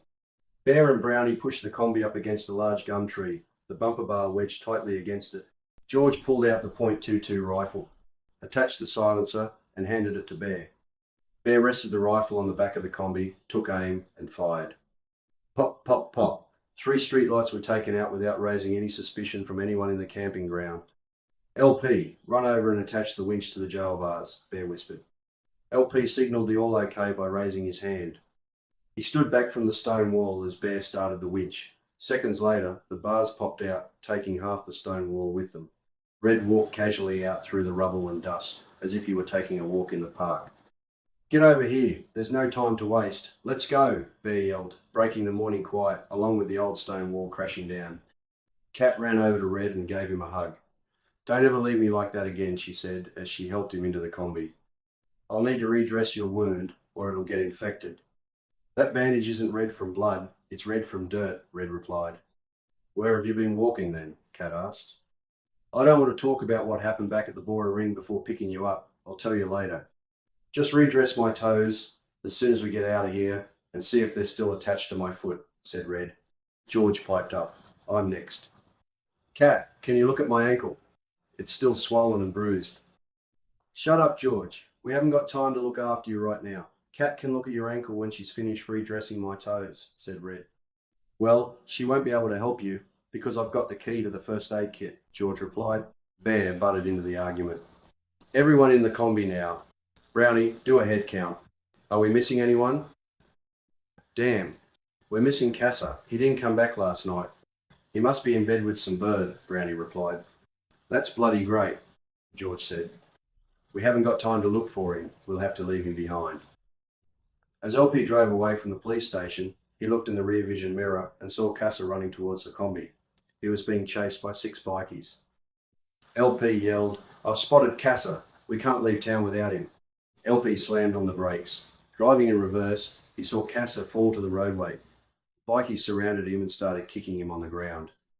Casa looked up, saw the combi coming, and managed to roll to the side of the road as LP used the van to knock over anyone that got in his way. LP stopped the combi and Bear opened the side door. Brownie and Bear reached down, grabbed Casa's hands, and pulled him into the combi. Bear yelled, Step on it, let's get out of here. He looked at Casa, holding his left side. What happened with you last night? Well, I was tied up by the bikies, but I escaped when they were all snoring. I done a Houdini and wriggled out of the ropes. The bikies were no Boy Scouts. If they were, they would tie better knots. I slipped out of the hall and done a runner down the road. I'll tell you more later, Casa said, as he coughed up a little blood. As they sped away, LP looked in the mirror and saw the bikies in hot pursuit. George, being George, was only thinking of himself and wanted attention for his swollen ankle. He was not about to hand over the key to the first aid box until Kat helped him. Hand over the key, George, Red said. No, strap my ankle first, George replied. Hand over the key or you'll have a broken leg too. Anyway, George, how come this combi is fitted out with these extras? Like a first aid kit, winch, auxiliary battery, floodlight, bull bar, and a long-range fuel tank, Red asked. I bought it from Shannon's car auctions, George replied. It was an ex-PMG vehicle from out in the bush. It was fitted with heaps of extras because it was used by the government to lay telephone lines in remote areas. That's great. Now just give me the bloody key, said Red, who was about to grab it out of George's hand. George handed the key over to Kat after Bear said, Stop the arguing. We've got more serious trouble behind us. Kat, paying no attention to what might happen next with the bikies in pursuit, started to redress Red's toes after unlocking the first aid kit. She pulled out a white bandage and quickly dressed Red's wound. George said again, Can you do something about my ankle? Kat picked up the remainder of the bandage and wrapped it tightly around his foot and ankle. Are you sure that's not too tight? It's fine. You need to restrict movement. Mason called from the front seat. Have a look at this. He pointed to 2 puncture holes on his leg. Can you do anything about this infection? Kat handed the antiseptic bottle to Mason, saying, Just dab a little on and around the infected area. Take this bandage and wrap it up and keep it on for a few days until the swelling goes down. Have we all finished General Hospital back there? LP asked. We need to figure out which is the quickest way to Bell's. I want to put some distance between us and those bikies. We got to get out of this bloody town before the cops arrive and find their jail destroyed. We could all end up back there. Chapter 7. George, who knew what his combi was capable of, said, "Once we start to climb the mountain range, Nutter and his bikie mates will catch up.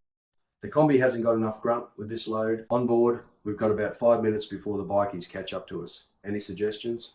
"Right, I've got an idea," said Bear. "Just climb onto the roof rack and give the golden fleece the flick. Before you throw it, light the sock and push our make-do jerry can into the roadway.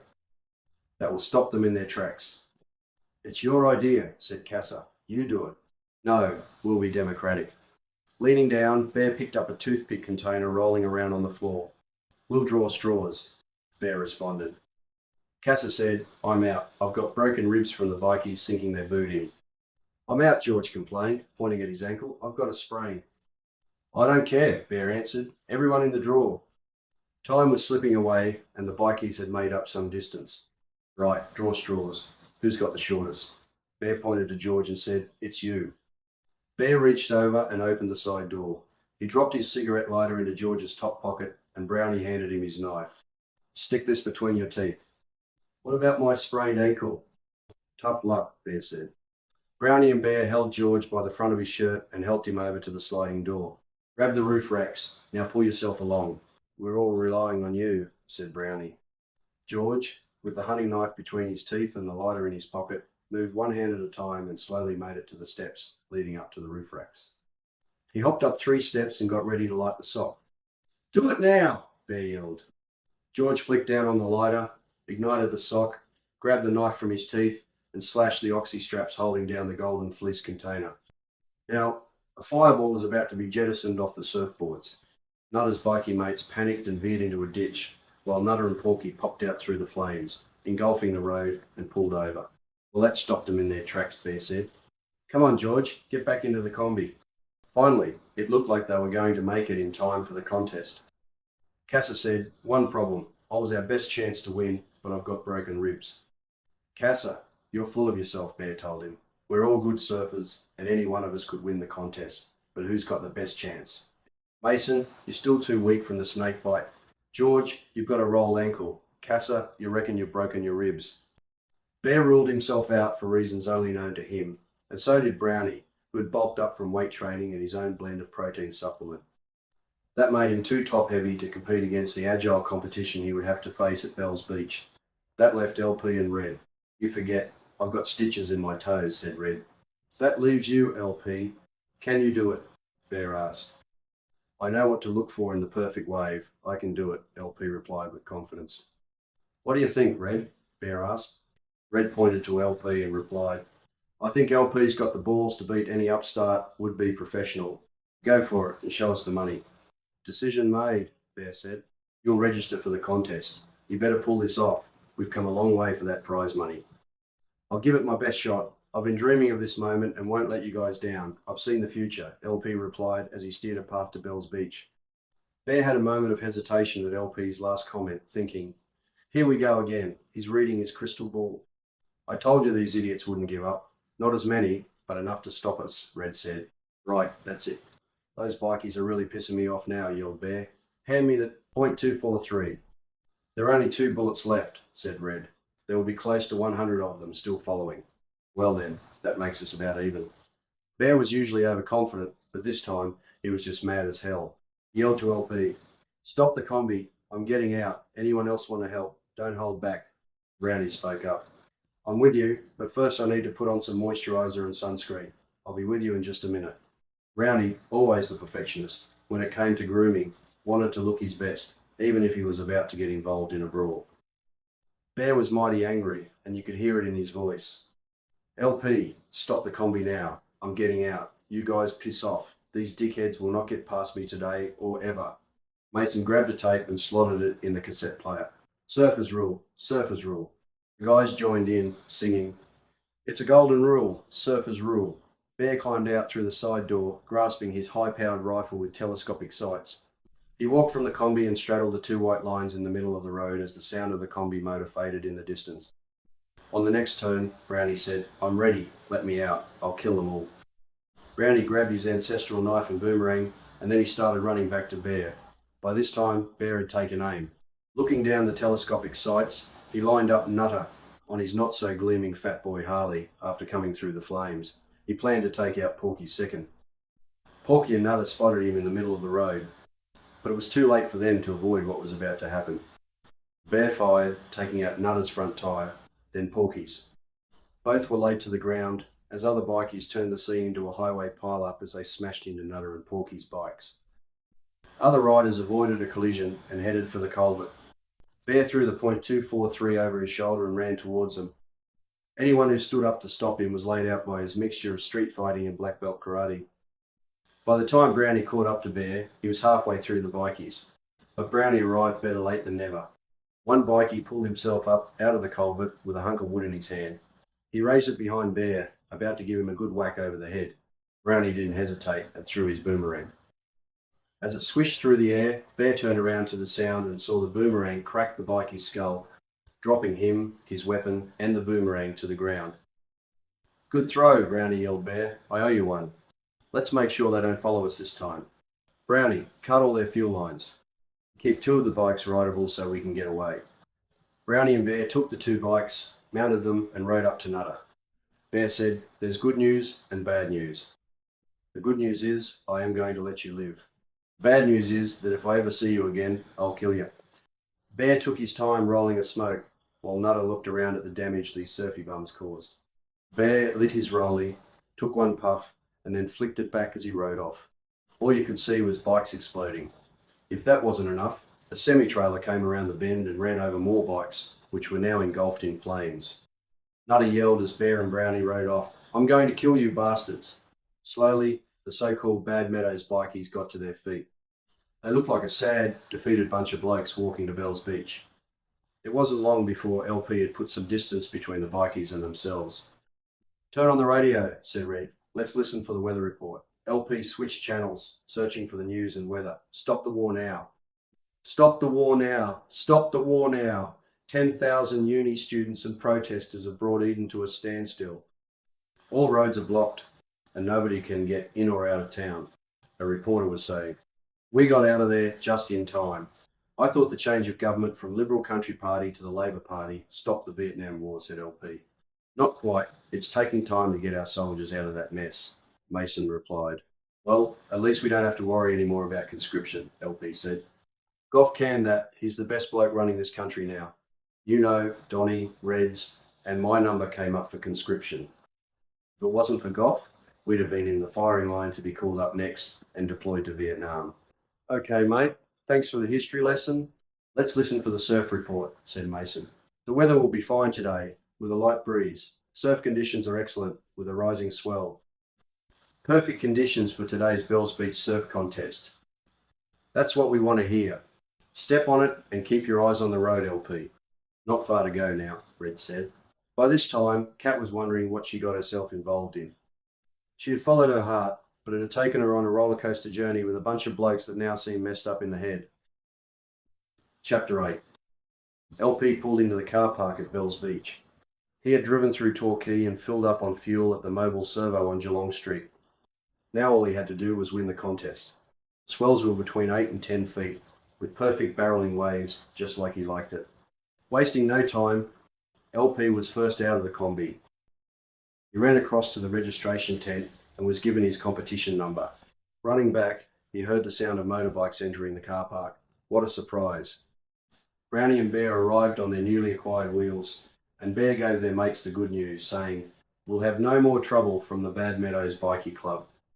You could say they'd been disbanded. Brownie thought Bear's opinion was pretty funny, and everyone, including Kat, joined in the laughter, believing they'd seen the last of those bikies. LP was pumped up and eager to get in the water. He changed into a full steamer wetsuit and booties. He picked up his single-fin 6'6" surfboard and walked down to enter the surf for what his number is called. Waves washed up over his booties that protected him from the near-freezing Antarctic current that ran all the way up from the South Pole. Waiting in silence, focusing, slowing his breathing, and visualising getting the perfect wave was all that mattered.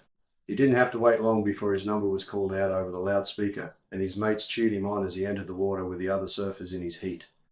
Paddling out together, they headed for the point to ride the perfect wave to the winner's podium. The Blair horn sounded and the heat was on. George and Casa talked about how they could have won the contest, except for injuries, agreeing that the prize money would come in handy. Cat and the guys sat on a high sand dune to watch, except for Red, who had walked over to another vantage point and could be seen sharing a joint with a dreadlocked local. Bear, hearing George and Cass's comment about the prize money, said, "Give LP some support out there. Let him know we're barracking for him. Wave your hands. Jump up and down, or just maybe we'll be heading back over the border poorer." "Do you think LP remembers what was said in Mason's vision back at the Bora Ring?" asked George. "Remind me," Casa said, while waving his hands above his head. "Look for guidance from the sea, and you will achieve your aim to be the best." "George, that's the first positive comment that's come out of your mouth this trip." "You better be right," Casa replied. LP manoeuvred around his competition, lined up for his first wave, and started paddling for it. He dropped down the face of the wave and positioned himself to be tubed, which should score highly. Out of nowhere, a dolphin appeared on the wave with him. "Look at that. You never see that happen," Bear said. Bear spotted a dolphin finding the sweet spot on the wave, as LP worked the wave to get the most power out of it. LP clicked and thought, all I have to do is follow the dolphin. It knows more about the sea than I do. That wave was the longest tube he had ever been in. The judges' scores went up, 9 points out of 10.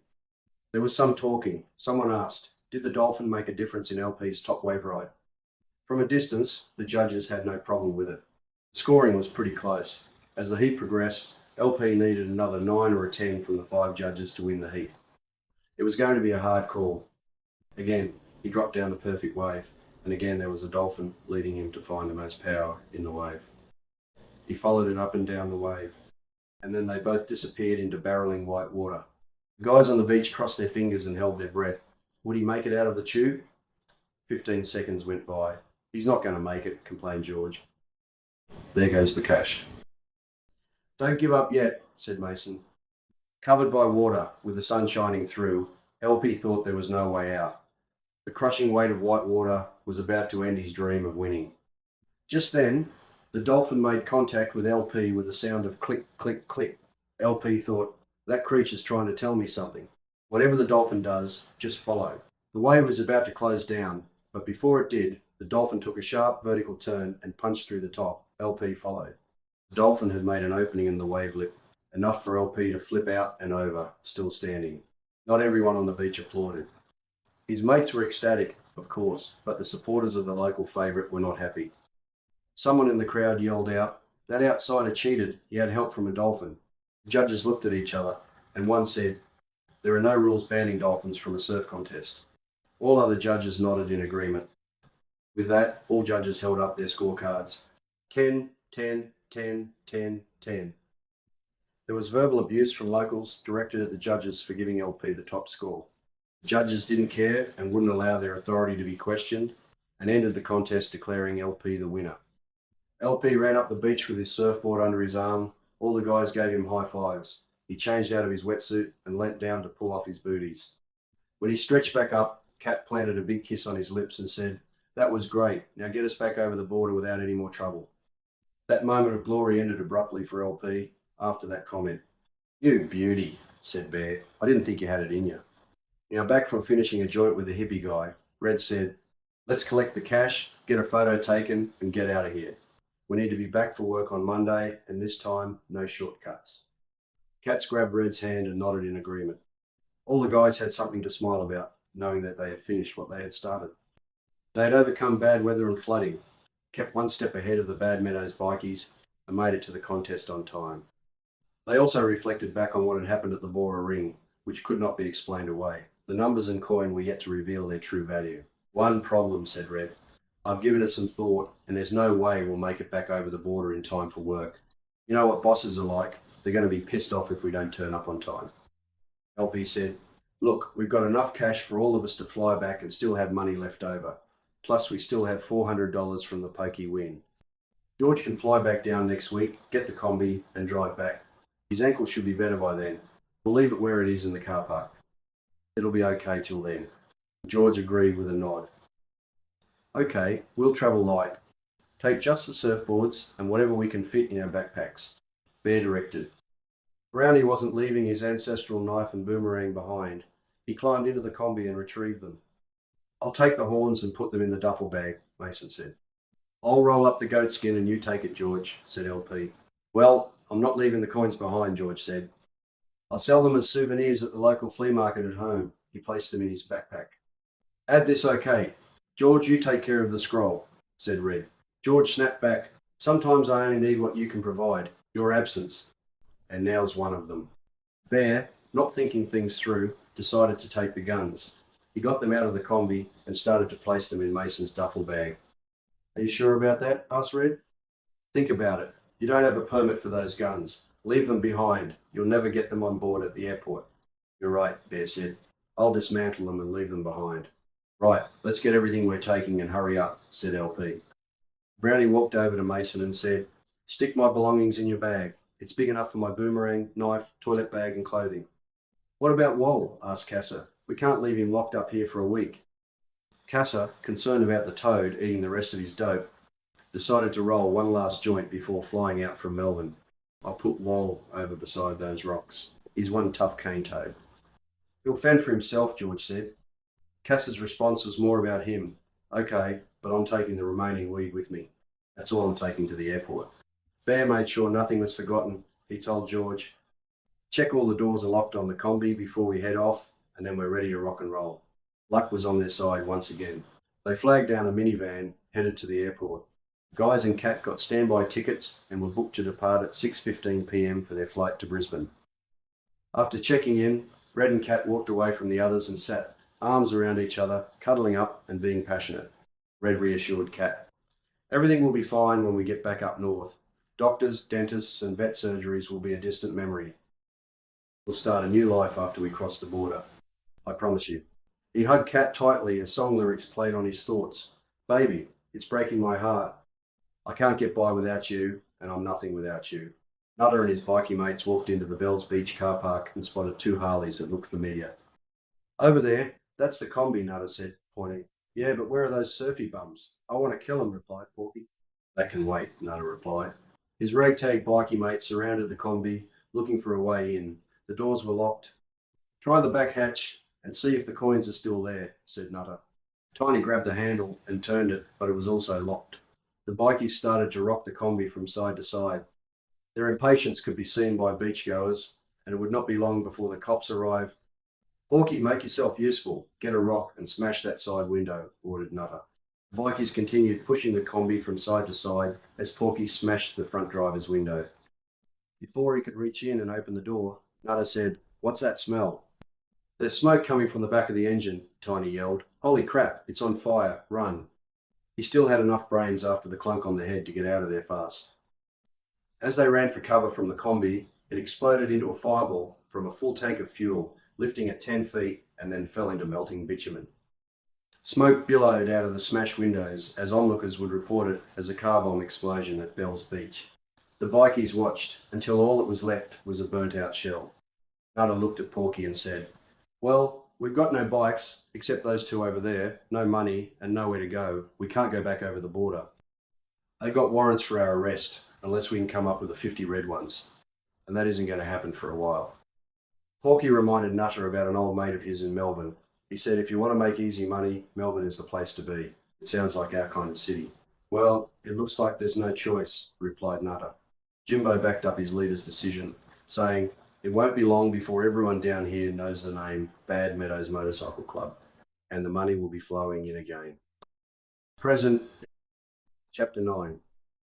Fast forward, the year 2001, only LP walks through the Brisbane Airport lounge, no mates with him this time, waiting for his backpack at the carousel after returning from Sydney, when he caught up with his old mate Bear. As he waited for his backpack, breaking news flashed on the overhead screens. Something unbelievable happened as he watched an aircraft smash into one of the Twin Towers in New York. If that wasn't bad enough, New South Wales police reported and escorted the Bad Meadows Biker Club to the Queensland border. They wanted to make sure none of them stayed on their side of the border. LP had a spring in his step and had no lines on his face, but for a birthmark on his left cheek, and was bald as a badger. He exited the airport terminal after collecting his backpack while thinking, what's Nutter and his bikie mates up to? Ingrid, his wife, who was waiting for him, clicked the boot open.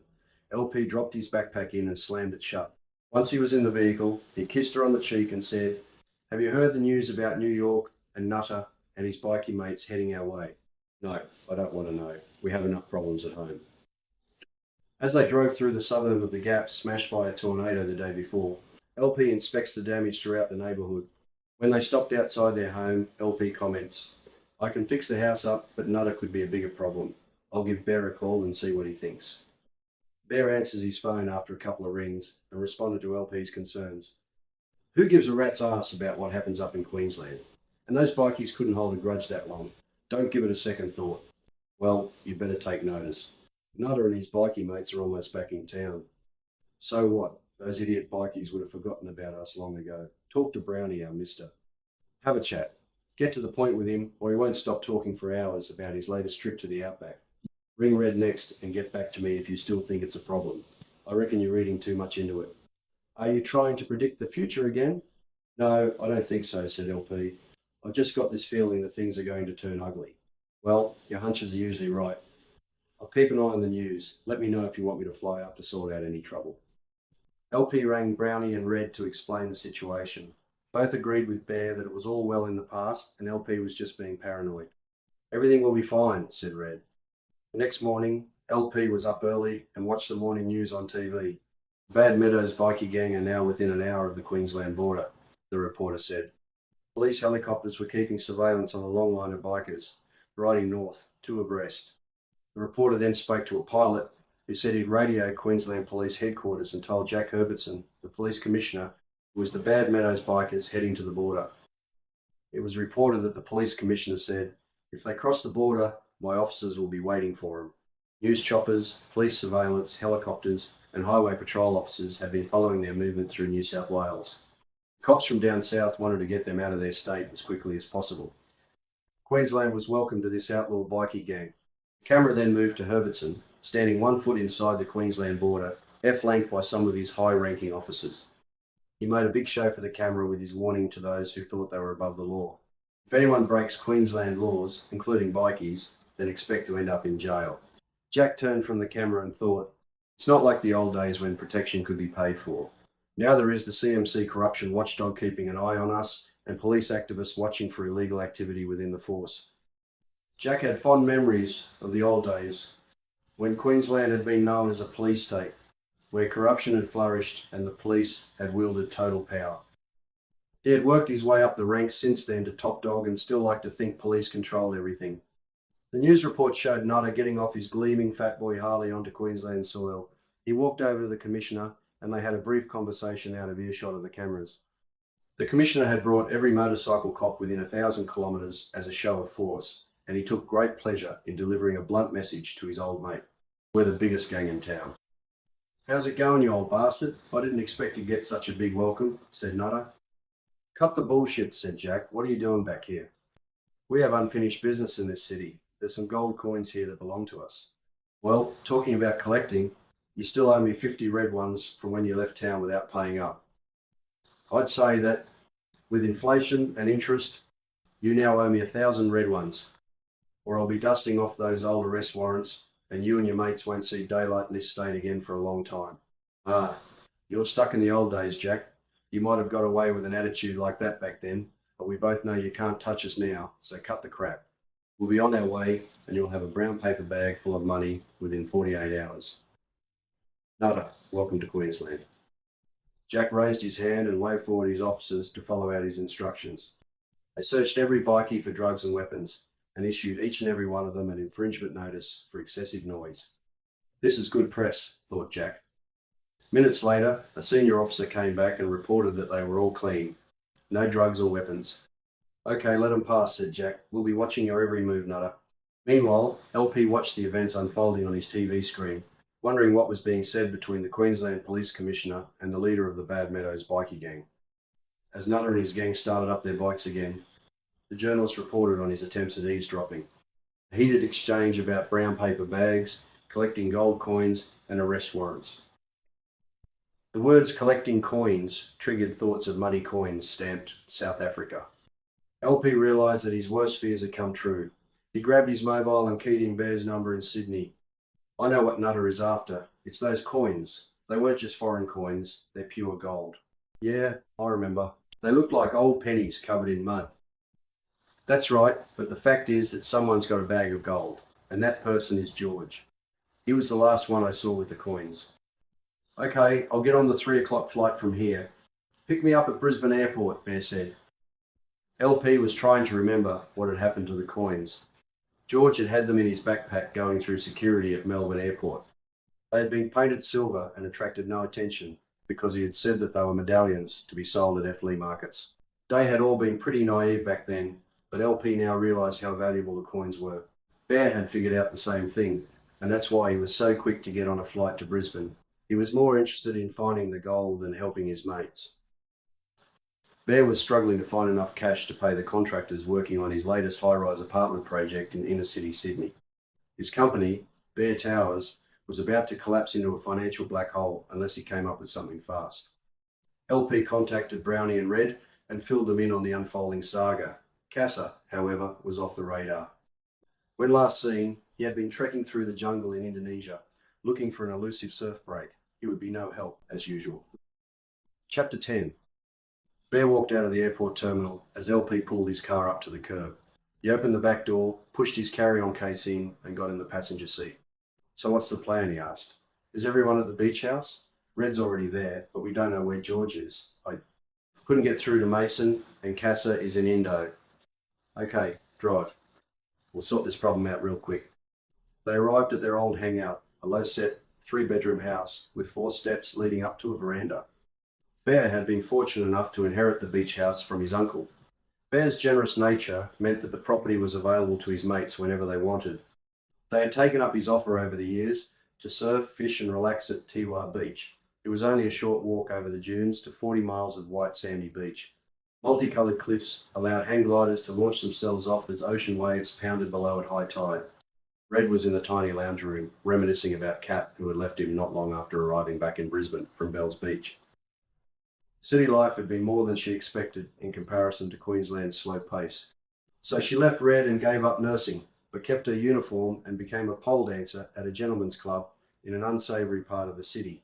Red never got over her and did not hook up with another woman for a long time. His lost love had made him irritable and angry.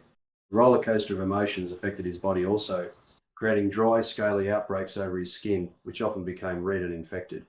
Long time no see, Red said as he stood up and shook his old mate's hand with vigour. Bear replied, "G'day, shit stirrer. How you been?" LP followed them onto the veranda. He reached out his hand and grasped Red's firmly, smiled and said, "Hi Red, how's it going? Have you been living under a rock?" "I don't want to bore you with my problems. What trouble is heading our way?" Red said. "Bear will fill you in, and we'll talk about what's troubling you later," LP replied. Everyone settled onto the couches like they'd never left. "Where's Brownie?" asked LP. "Dunno," Red said.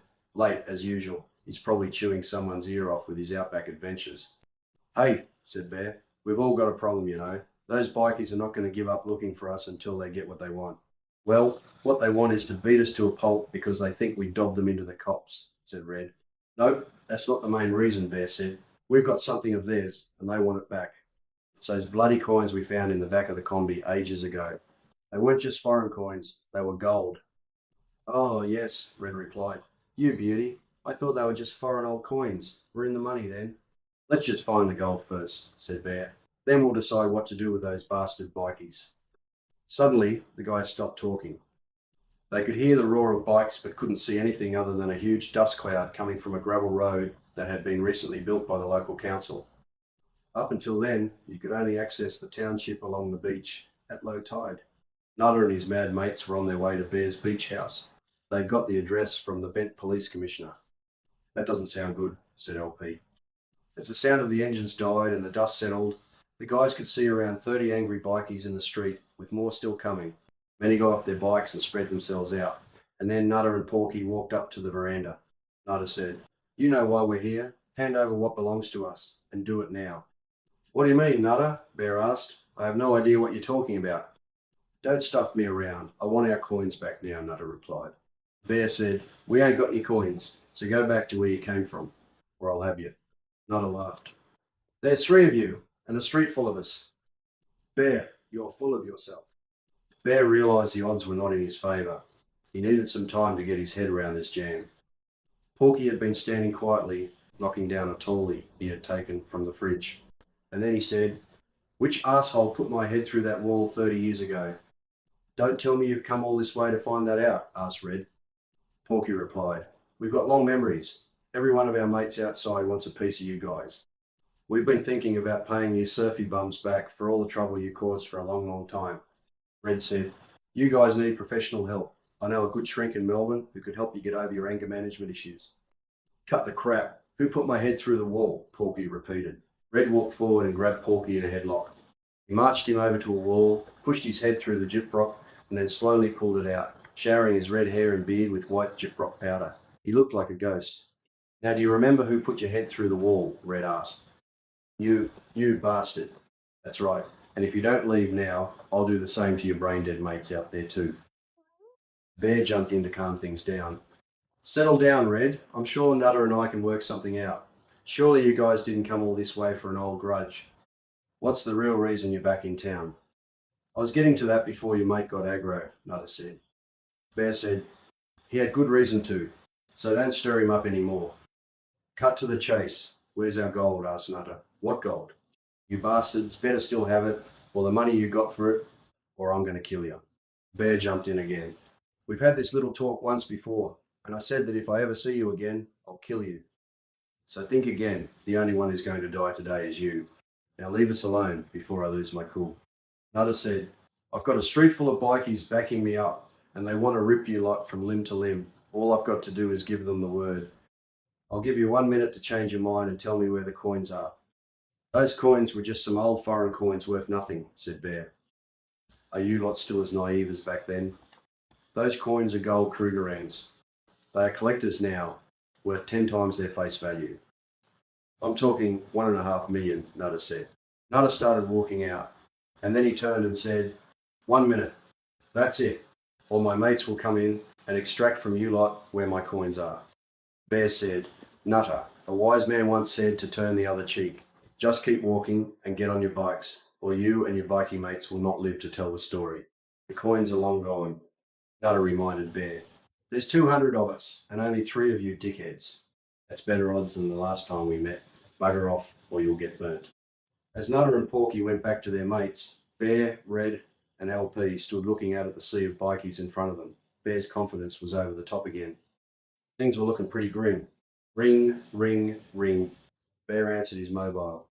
"Hey, Bear, I see you've got visitors. What do you want me to do?" It was Brownie. "Where are you?" "At the top of your street." "Go around to the back street and wait for us."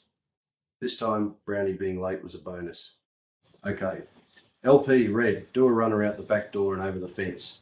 Brownie's waiting to pick us up. Turn on the gas on the way out." Red and LP turned the oven on as they raced through the kitchen and went outside.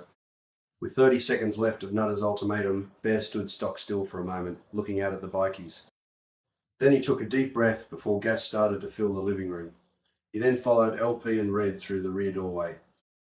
He stopped a few metres away and watched as Nutter's bikies entered the house. Like a herd of cattle smelling the slaughterhouse, the bikies realised that what they smelt was danger. They scrambled to get out, climbing and pushing at each other. Bear opened his metal signature lighter, turned the flame to high, and flicked the lighter through the air like a boomerang. Bang! All the windows blew out with a huge explosion, and smoke billowed through all the windows and doors. LP yelled out, "Let's go, Bear! Don't just stand there. We've got to get out of here fast. Red's already over the fence." Bear had opened his mobile phone and made a call. "Hello? There's been an accident at 23 Mullet Lane, Tiwa Beach. Send police, ambulance, and garbage trucks. There are a lot of rubbish to clean up." Bear ended the call and said, "You go. I won't make it over that fence." "Come on, Bear. Where's the grizzly bear? From the old days. We'll be over that fence quick smart. Follow me and do as I do." LP ran along the fence, raised his hands, placed them on the fence ridge, and in one quick motion lifted himself from one side to the other. Bear did the same, running full bore and threw himself over the fence. "No problem," LP said. "Let's get the hell out of here." Bear yelled as he climbed into Brownie's van. "Where to now?" LP asked as he got into the van. Red, last in the van, sat in the passenger seat and said, "Let's go, Brownie. We're all aboard. Step on it and get us to Mason's." "You'll know where George is. We'll find Mason down the road in Brighton at the Masonic Retirement Home. Head south." A little over 1 hour later, they arrived at the gates of the sprawling retirement complex. Brownie parked right outside the main building and all walked to the main entrance. LP pushed open the door and headed over to the front desk and said, "We're here to see Mason." With a chuckle in her voice, the receptionist replied, "We're all Masons here. This is a Masonic retirement home. Everyone comes in here a Mason and leaves a Mason." "Cut the bullshit," Bear interrupted. "We're here to see your head Shireen. Top dog, you know." "Oh, you want to see the CEO."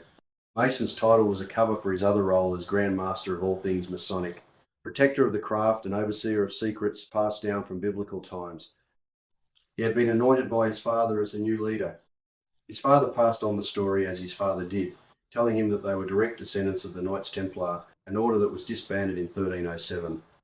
The Knights Templar had travelled across Europe and sailed to Scotland, escaping a death ordered by the Vatican in Rome. Their secrets crossed the ocean to the New World. From the Boston Tea Party to George Washington, future presidents would influence the course of history, drawing on their connection to the craft. Mason's descendants not only migrated to America, but also Australia. As a remnant of those people, they protected the secret knowledge that they believed would lead them to glorious immortality. This knowledge would not come as a surprise to his old mates, who knew of Mason's family connection with the Masonic Temple in Brisbane. "Call him what you want, just show us his office." "I'm sorry, you'll need an appointment. How about Tuesday next week?" Bear started to get angrier and shouted, "Do I have to jump the counter and rip your bloody head off? Where is he?" In fear, the receptionist replied, "Down the hallway, turn left." The guy started walking down the hallway and was soon stopped by a security officer. LP put out his hand and gave the man a secret Masonic handshake, and then they went on their way. "How did you know their secret handshake?" asked Brownie. LP replied, "Internet, mate. Whatever you want to know, just look it up there." Bear opened the office door, and there was Mason, sitting at his desk. Behind him were the old goat horns, stretched a metre across the wall. Mason asked, "What are you guys doing here?" "George has some trouble heading his way, and you know where he is," LP replied. "I'll give you directions," Mason answered. Bear said, "No, you're coming with us. Ring through and tell the receptionist you're taking the afternoon off." Old mates started to rekindle old friendships as they walked back out to the car park, arm in arm with Mason.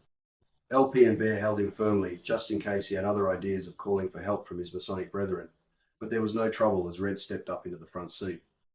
Everyone else climbed in through the sliding door. "We've got to get to George before the bikies do," said LP. "You're the only one who can help, so which way do we go, Mason?" Bear followed up, saying, "Get a move on, Brownie. Mason, you're the navigator. Show us where George is." Brownie replied, Okay, I'm going as fast as I can. We don't want to get booked." "When did you start to worry about breaking the law? You've become conservative in your old age. Have you become a monarchist too?" LP said sarcastically. "Bullshit. I'm Aboriginal, and I'm a Kabi man to my bones." Brownie replied with anger in his voice, while pushing the accelerator down further. About 40 minutes later, Mason pointed to a large mountain top near the road Brownie just turned into on Mason's instruction. "George is up there. After we get through the rainforest, you'll see a banana plantation backing onto state forest. That's where we'll find him." Rainforest track was dangerous to traverse, becoming narrower as they left the main road behind. The forest canopy swallowed any sunlight. Brownie turned the van lights on as the light rain started to fall. He continued driving higher and higher. Suddenly, the road took a sharp hook turn, overlooking a 1,000-metre drop. Red yelled, "Hard left." Too late. Brownie hit the guardrail and bounced off it before regaining control. "Woo, that was close," Brownie said as Bear yelled out, "Keep your eyes on the road or I'll climb over and drive." By this time, the light rain turned into a thunderstorm, drenching the rainforest and making visibility hazardous as Brownie descended a long, steep road. They were not far from George now, based on Mason's directions.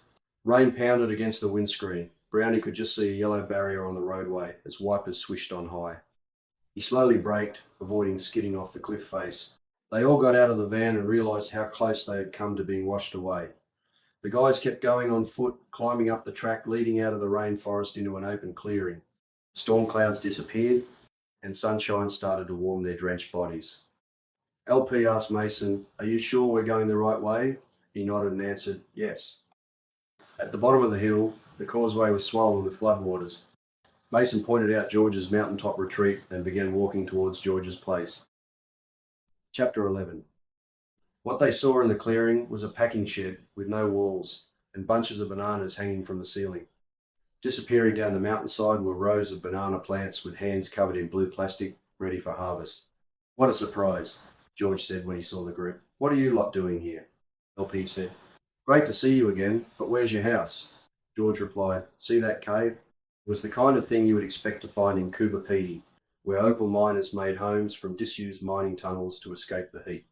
George said, check out inside the cave, you'll be surprised. The old gang walked inside what, at first glance, appeared to be a ledge overhanging the side of a mountain. George had transformed this hole in the volcanic rock into something very livable.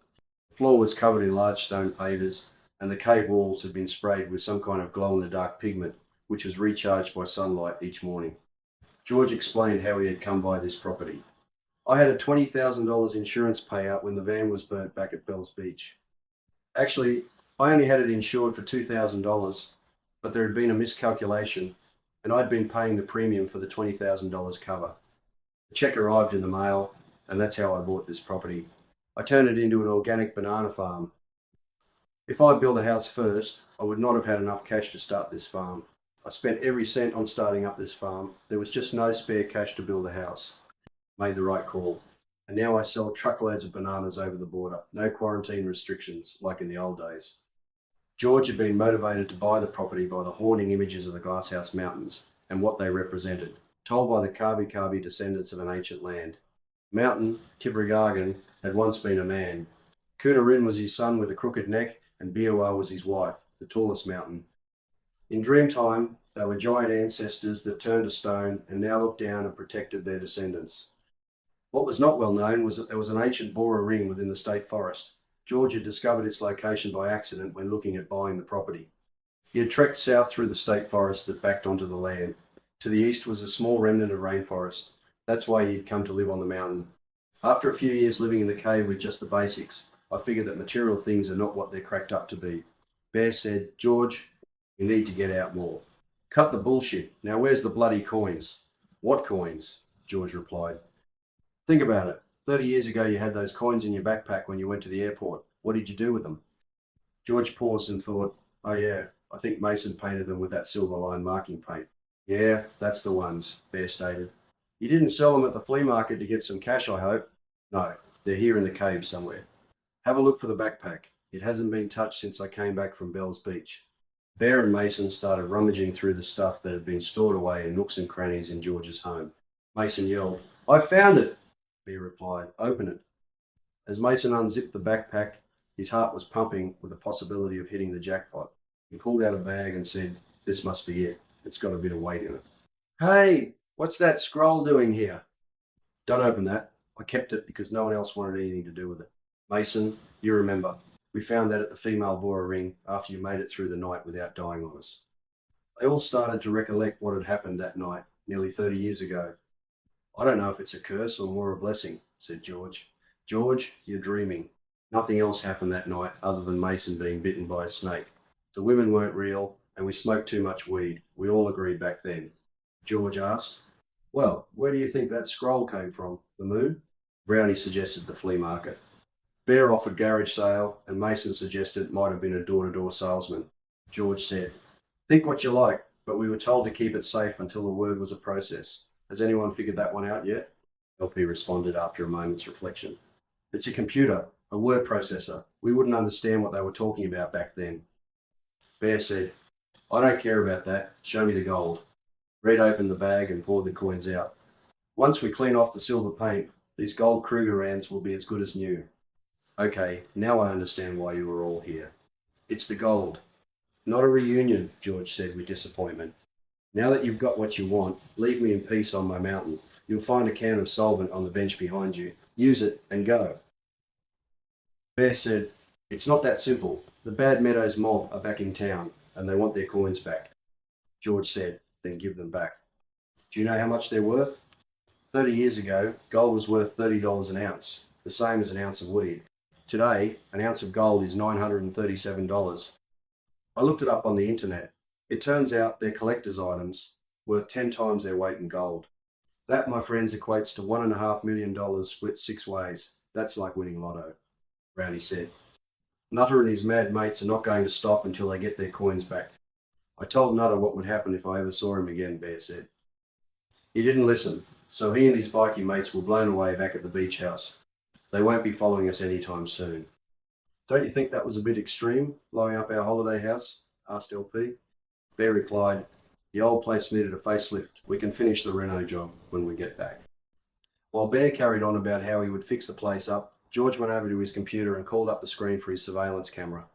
He said, those bikies you're talking about, well, they'll be here soon. Have a look at this.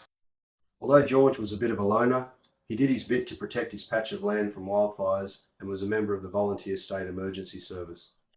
Also, not far from his property, the dirt road dipped like a roller coaster, allowing floodwaters to go over when the drain below could not carry the torrent coming off the mountain. The State Emergency Services had provided George with a surveillance camera aimed at the trouble spot. It was his job to move the yellow barriers onto the road to stop anyone from driving into a flooding causeway. Nutter and his bikie mates had stopped at the barriers. Blowing some of them up back at the beach house had only slowed them down. Nutter told Forky to remove the barriers, which he did. The floodwaters had now fallen and were flowing under the roadway. Well, what's your plan now, Bear? This time, there's nowhere. Run. There's only one way off this mountain, and it's back the way you came. Bear looked down the mountain and asked, what's that cleared area down there? George replied, that's a small subdivision of 3 cul-de-sacs. I had to do that to pay for land taxes and rates. I didn't want to, but had no choice. Bear was becoming impatient and didn't want to lecture about taxation. Mate, is there another way out? Nope. The road that you drove along ends at the cul-de-sacs. The only way in and out, other than walking back along the track the way you came, is the dirt road down to the subdivision. I suspect Nutter will leave some of his bikie mates at the van. Bear, come over here and look at this. George pointed out the dirt road on the computer that gave a good overview of their hilltop position. Wait, there's more, Bear said with urgency. Position your camera a little to the right. More what? George asked. More trouble coming, was Bear's answer. As they looked again at the camera, police vehicles and a tactical response van were about to cross the causeway. LP said, the coppers will arrest those bikies at the van and we can get out of here. If Herbertson's with them, forget it. He's in bed with the bikies, Bear replied. George said, the coppers may not be after Nutter and his mates, but me. My website has been under surveillance for posting government documents on my blog. I got them through freedom of information. You might think you have free speech in this country until it goes against the government's slant on things. I've been warned by a whistleblower to be careful or I'd end up in jail. George, that's not a crime, LP said. Well, tell that to the coppers who are on their way. George replied, you're paranoid. Bear blurted out. If I am paranoid, who's the other group heading this way in those hotted up vehicles? George zoomed in on the driver, who would not be out of place in Afghanistan, with his long black beard and traditional headwear. Not far behind was a large group of mountain bike riders wearing black and white lycra. The guys had more trouble than they could handle. Okay, Mason said, I know who the bikies and cops are, but who are these guys? George said, they look like a mixed bag of religious zealots. They'd be after the fleece, the scroll, or both. They must have tracked me down through the website. Now I regret posting how I came to have that scroll and fleece. Have you got the fleece here as well? LP asked. You're standing on it. LP looked down and memories came rushing back of the goat skin, turning a golden colour from being on the roof racks in the blazing heat. Well, what a surprise. George, you've still got it. Yeah. I use it as a meditation mat at sunrise every morning. It gives me inspiration for the rest of the day. LP said, well, that's easy to fix. Just give those religious nutters what they want. Yeah, but we're not handing George over to those coppers and the bloody gold, finders keepers, said Bear. LP made his thoughts clear to everyone, not just Bear. You haven't thought this through. Give the gold to Nutter, and there's a good chance they'll leave. Give the goat skin and scroll to those religious fanatics, and they can fight each other over them, and not us. We need some insurance before we give all this away. He reached down, picked up the scroll, and placed it face down on George's scanner. Next, he downloaded it to a document file. Bear said, I'll go down and talk to Nutter. I'm sure I can convince him to pack up and leave. He pushed the gold back into the backpack, threw it over his shoulder, and started walking down the mountain to the first cul-de-sac. George yelled, come back, tell Nutter something from me. He whispered a message into Bear's ear.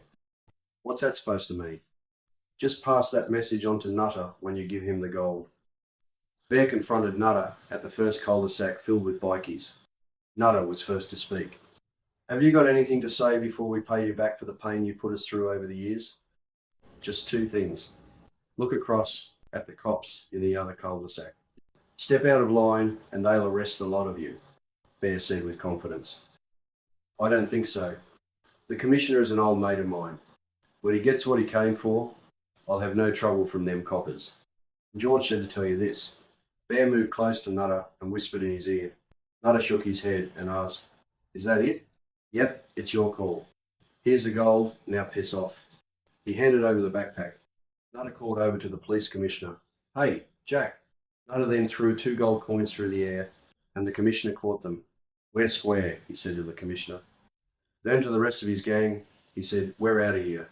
Nutter's mob of bikies started revving their engines, and 2 by 2 followed Nutter and Porky off the mountain.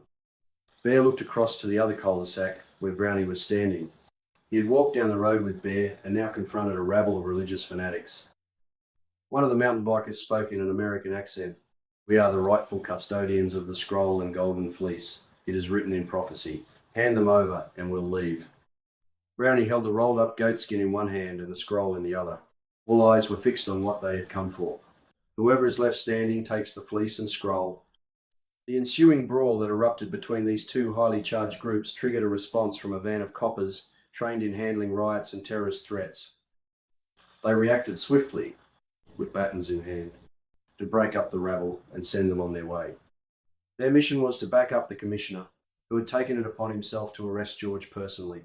His aim was to send a message that no one spoke out against the police or the government.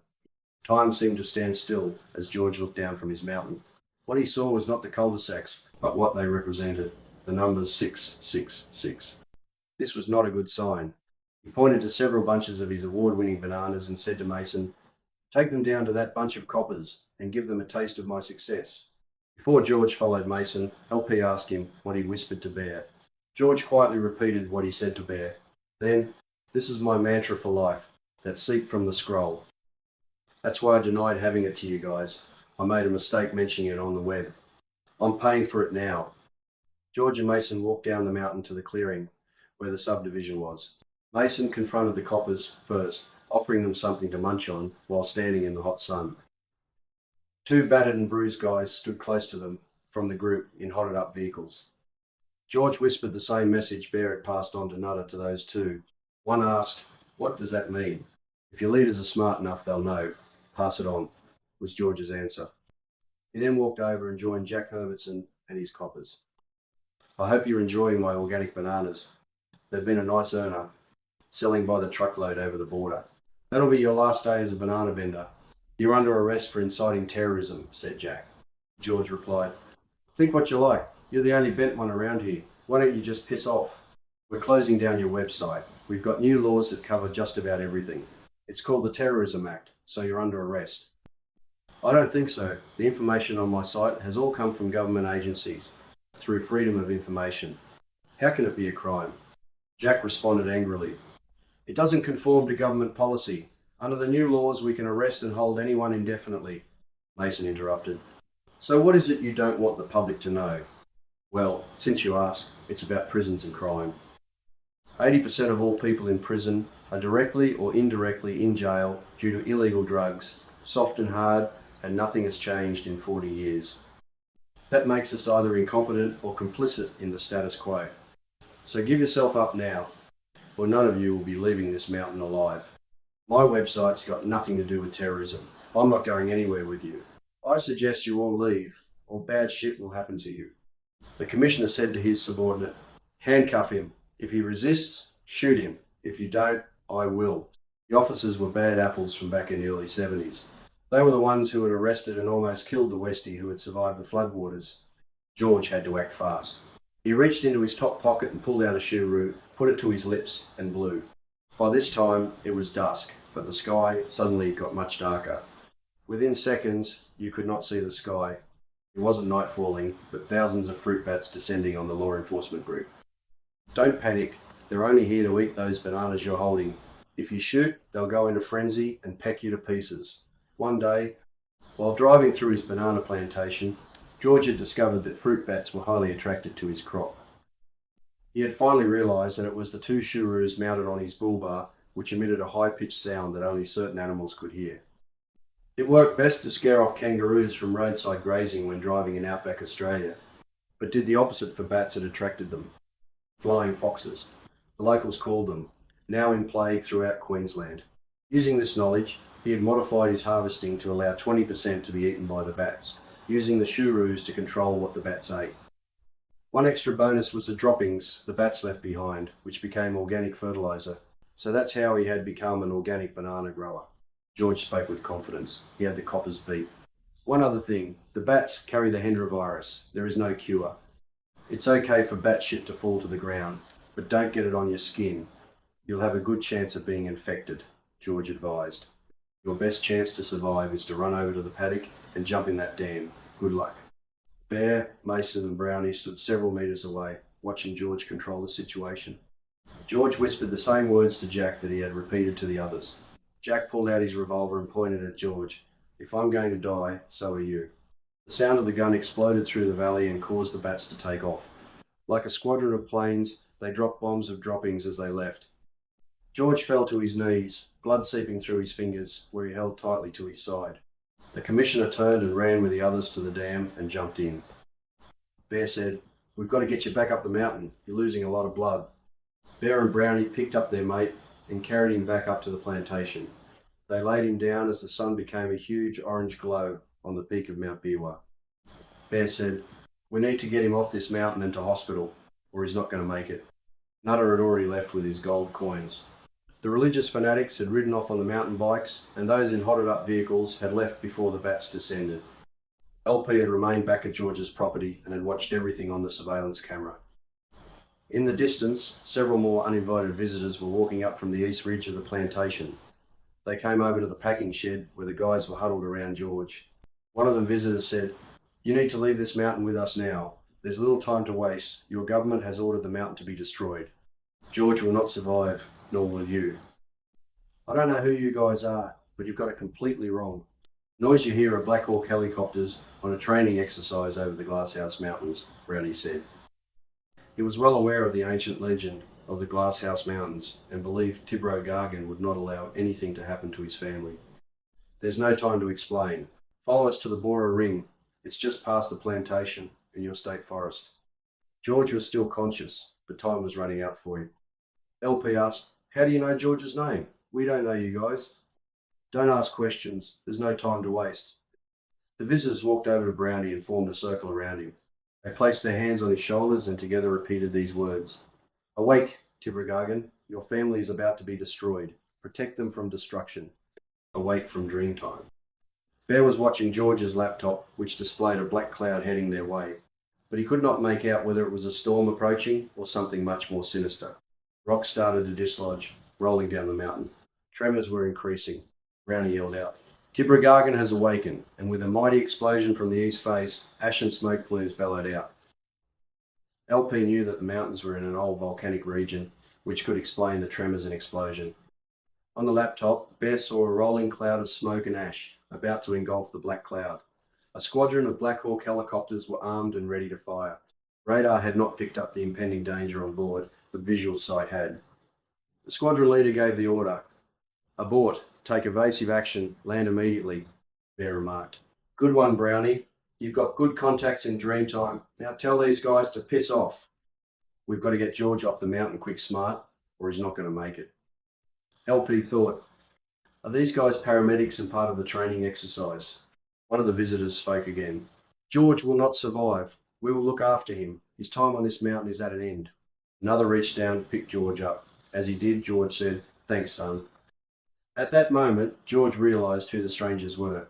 What had happened back at the Bora Ring in outback Queensland was not a vision from smoking weed. Women from the Bora Ring must have been real.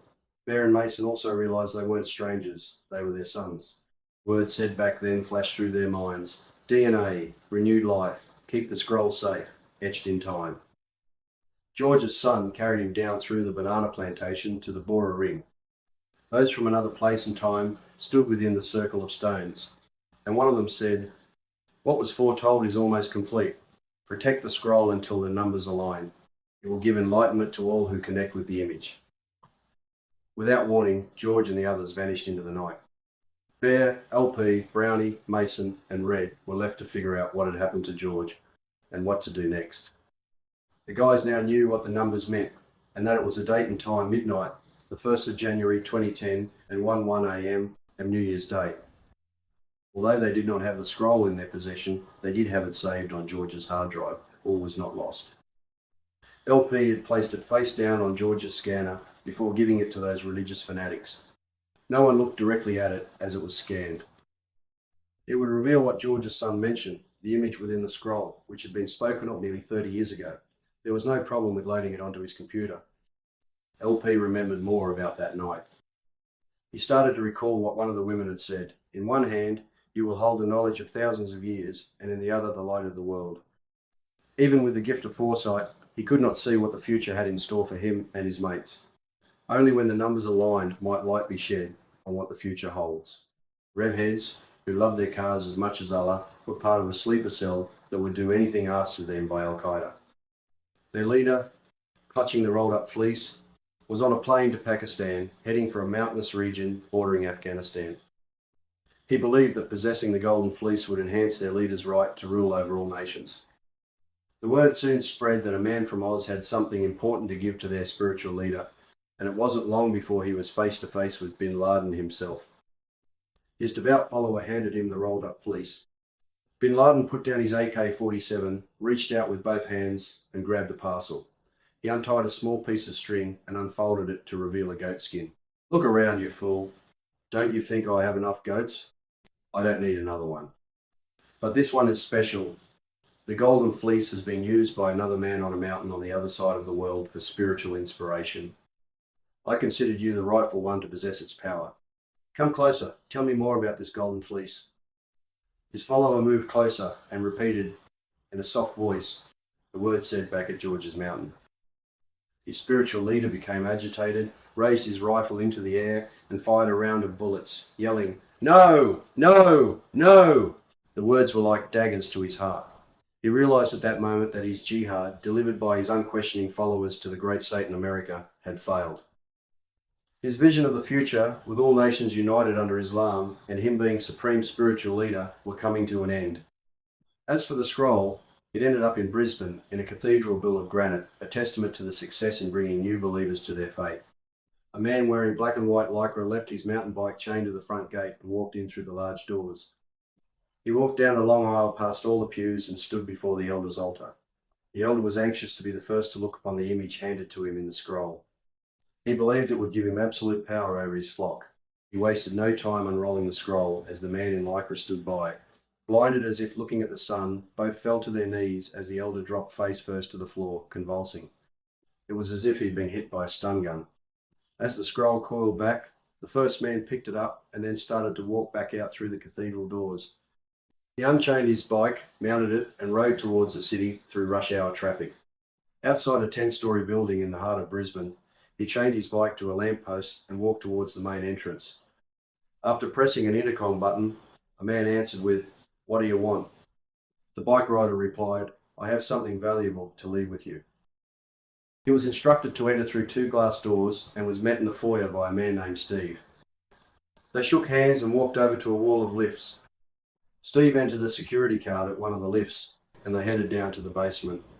The men walked out of the lift into a secured area. Steve told the man to walk through a security scanner, carrying the scroll.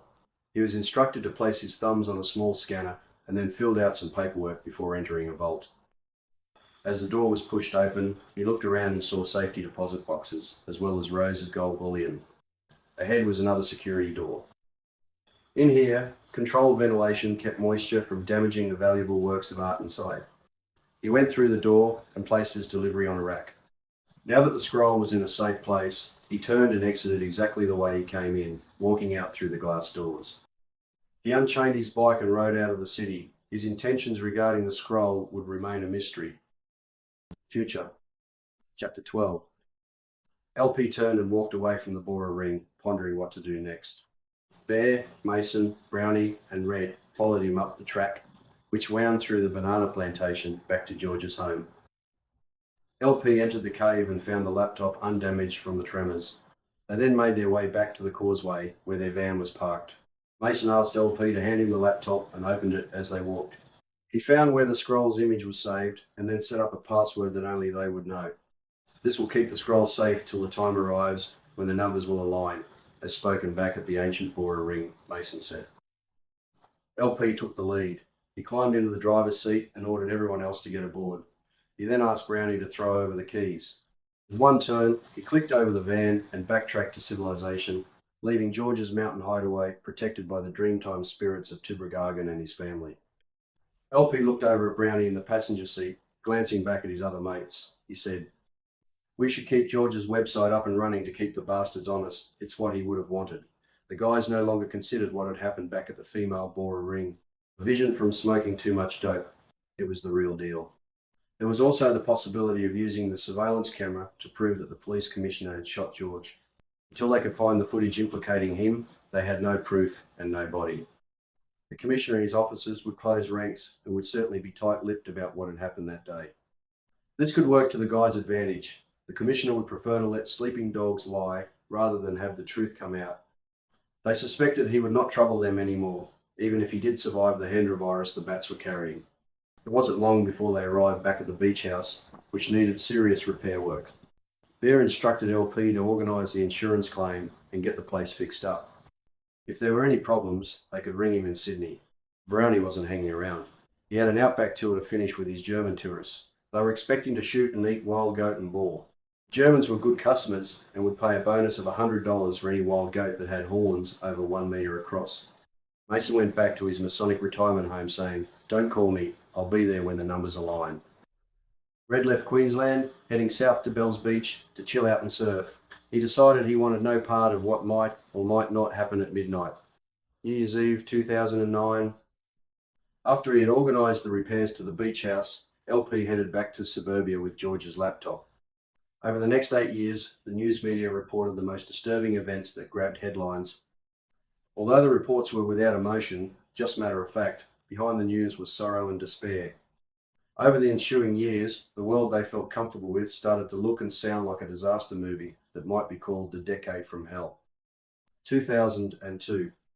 Widespread drought and wildfires struck the United States, causing billions of dollars in damage. Rivers of molten lava from a volcano in the Congo destroyed dozens of villages and engulfed the city of Goma. Nearly 12 million people were displaced and fled to Rwanda. A 7.2 magnitude earthquake struck Central Asia, killing hundreds of people in a village in Afghanistan. 4 typhoons swept through Japan and the Philippines in early July, killing about 100 people. In August, torrential rains resulted in floods and landslides in southeast China. Monsoon floods and mudslides hit India, Nepal and Bangladesh, caused nearly 1,000 deaths and destroying crops and livestock. 65 wildfires around Sydney destroyed more than 60 homes and burnt out 296,000 acres of state forest and farmland. 2003 fared no better. January was fatal for hundreds of people dying from cold weather and icy conditions on the border of India and Bangladesh, where millions of people had no heat, electricity or warm clothing. A 3-week heatwave left 1,200 people dead from sunstroke and dehydration in the Andhra Pradesh state of India. A similar heatwave had killed 1,000 people the previous year. Another heatwave lasting nearly a month hit Europe, causing 14,000 deaths in France. Fires raged in France, Portugal and Spain. Glacial ice melted in the Alps. Violent storms hit England, and nuclear power stations had to be cut back due to overheated water. Hurricane Isabel caused widespread damage. Storms, tornadoes and hail required $12 billion worth of repairs. More wildfires erupted in late October. 800,000 acres were burnt, thousands of homes were destroyed, and dozens of people were killed as 15,000 firefighters fought to save lives and property. Flash flooding near an orang-utan reserve in Bora was a direct result of heavy illegal deforestation, the World News reported. Chapter 13. 2004. Hurricanes Ivan, Jeannie, Francis and Charlie caused billions of dollars worth of damage and hundreds of US citizens lost their lives. Record low temperatures hit Canada and the United States, causing snowstorms, and Europe fared no better. 52 tornadoes struck America's Midwest, causing devastation in their path. Wildfires in Alaska burnt more than 5 million acres, the worst season on record. Floods and more than 30 earthquakes hit New Zealand, causing the evacuation of 1,500 people. On the US Atlantic coast, 4 hurricanes made land in 6 weeks, causing more damage than Hurricane Andrew. Flooding resulting from Tropical Storm Eupha threatened the World Heritage Site of Hoi An in Vietnam. Thousands of homes were flooded and many lives were lost. A 9.0 magnitude earthquake caused a powerful tsunami in the Indian Ocean that hit 12 countries. Hardest hit was Aceh province in Indonesia, where the death toll was in the hundreds of thousands. Other countries, including Sri Lanka, India, and Thailand, suffered a similar fate. This was the last time Cass's mates heard from him via a text message. Jet skin out for towing, huge swell coming to Aceh. His latest surfing adventure, which put him in the wrong place at the wrong time, had started out at an unlikely place, the Perth Mint in Western Australia. Here, the Australian government produced plastic note currency for 68 countries worldwide. While Cassa planned his next surfing trip throughout Asia, a plot to smuggle out the latest currency printed for Vietnam's communist government was in play. Gary, one of the insiders, needed a mule to smuggle the currency into Vietnam. An alliance was formed where Cassa would make enough money to fund his next surf trip. He could not see any problem taking Vietnamese dong with him. The only difference with the money he carried was that the serial numbers were not recorded. Cassa's past travels through that country had revealed poverty not seen in Australia. Every other building needed repairs and a good paint job. Aid money from Australia to help the Vietnamese people had been constantly siphoned off by corrupt government officials. That's what happened with the Goodwill Bridge, built on the outskirts of Ho Chi Minh City. A $160 million aid package from the Australian government for a 4-lane bridge had produced only a 2-lane bridge that you could not drive a truck across. It was a white elephant after the comrades siphoned off cash at every level of the building process. Gary and his co-conspirators had a surfboard already hollowed out, ready to stash 500 million dong in denominations of 200,000. This was only $50,000 Australian, but in Vietnam, it was enough to buy a house and retire comfortably. The plan was in place.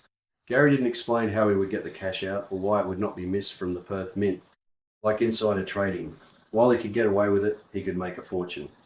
Gary and a couple of other guys escorted Cassa to the Perth airport. He would be accompanied on the trip by Yong, an Australian citizen who was one of the first boat people to arrive in Australia back in the 70s. Yong spoke fluent English as well as Vietnamese and could help Cassa if he was stopped by security. As Cassa walked from the plane at Saigon Airport, Yong followed discreetly behind him. Before he could put his hand luggage on the table for inspection, he was pulled aside by a woman wearing a white surgical face mask. He was escorted to a private area of the airport terminal. Cassa didn't understand what was happening. The stress of his mission had raised his blood pressure and heartbeat to a point where his albino white skin had turned red and had set off a heat thermal scanner designed to detect anyone who might have a fever and possible swine flu. Yong walked over to an official and said in Vietnamese, "That man over there is an albino. He's just flushed from rushing up the ramp to make his next flight." With that, Yong slipped 5 200,000 dong notes into the official's hand. The official signalled and said, "Let the white man continue." The redness disappeared from Cassa's face, and several Vietnamese women in white masks touched his white skin for luck. Yong kept his distance not to arouse suspicion. They knew each other. Cassa walked slowly back to the arrivals counter, taking deep breaths to remain as calm as possible. He handed over his carry-on bag to be searched and then was allowed to proceed to collect his surfboard and luggage. He walked out of the airport terminal into a stifling, sticky heat wave. Cassa caught a bus into the city and was dropped off at the Grand Palace Hotel. It was an old building, refurbished in the style of its glory days of French colonial rule during the 1920s. The plan was to stay at the hotel for 3 days and wait to be contacted about the money. At 9 o'clock that night, as he watched TV, Cassa was startled by a knock on the door. By the time he opened the door, there was no one there, just an envelope at his feet. He bent down, picked it up, closed the door, and sat down to read the note inside. "Take 150 million dong to the casino on level 2. Go to the cashier, change it to US dollars, and then gamble a small amount on the tables. Don't lose too much, then return to your room with the US dollars. Do this for 2 more nights until all the dong is in US notes. I will contact you in 3 days. Don't fail or you will never see Australia again. Destroy this note." 3 days passed and another loud knock was heard at the door. This time, Yong was standing there, ready to collect. There was a quick exchange of nearly 50,000 US dollars. He handed $3,000 back to Cassa. Yong left the hotel with his freshly laundered cash.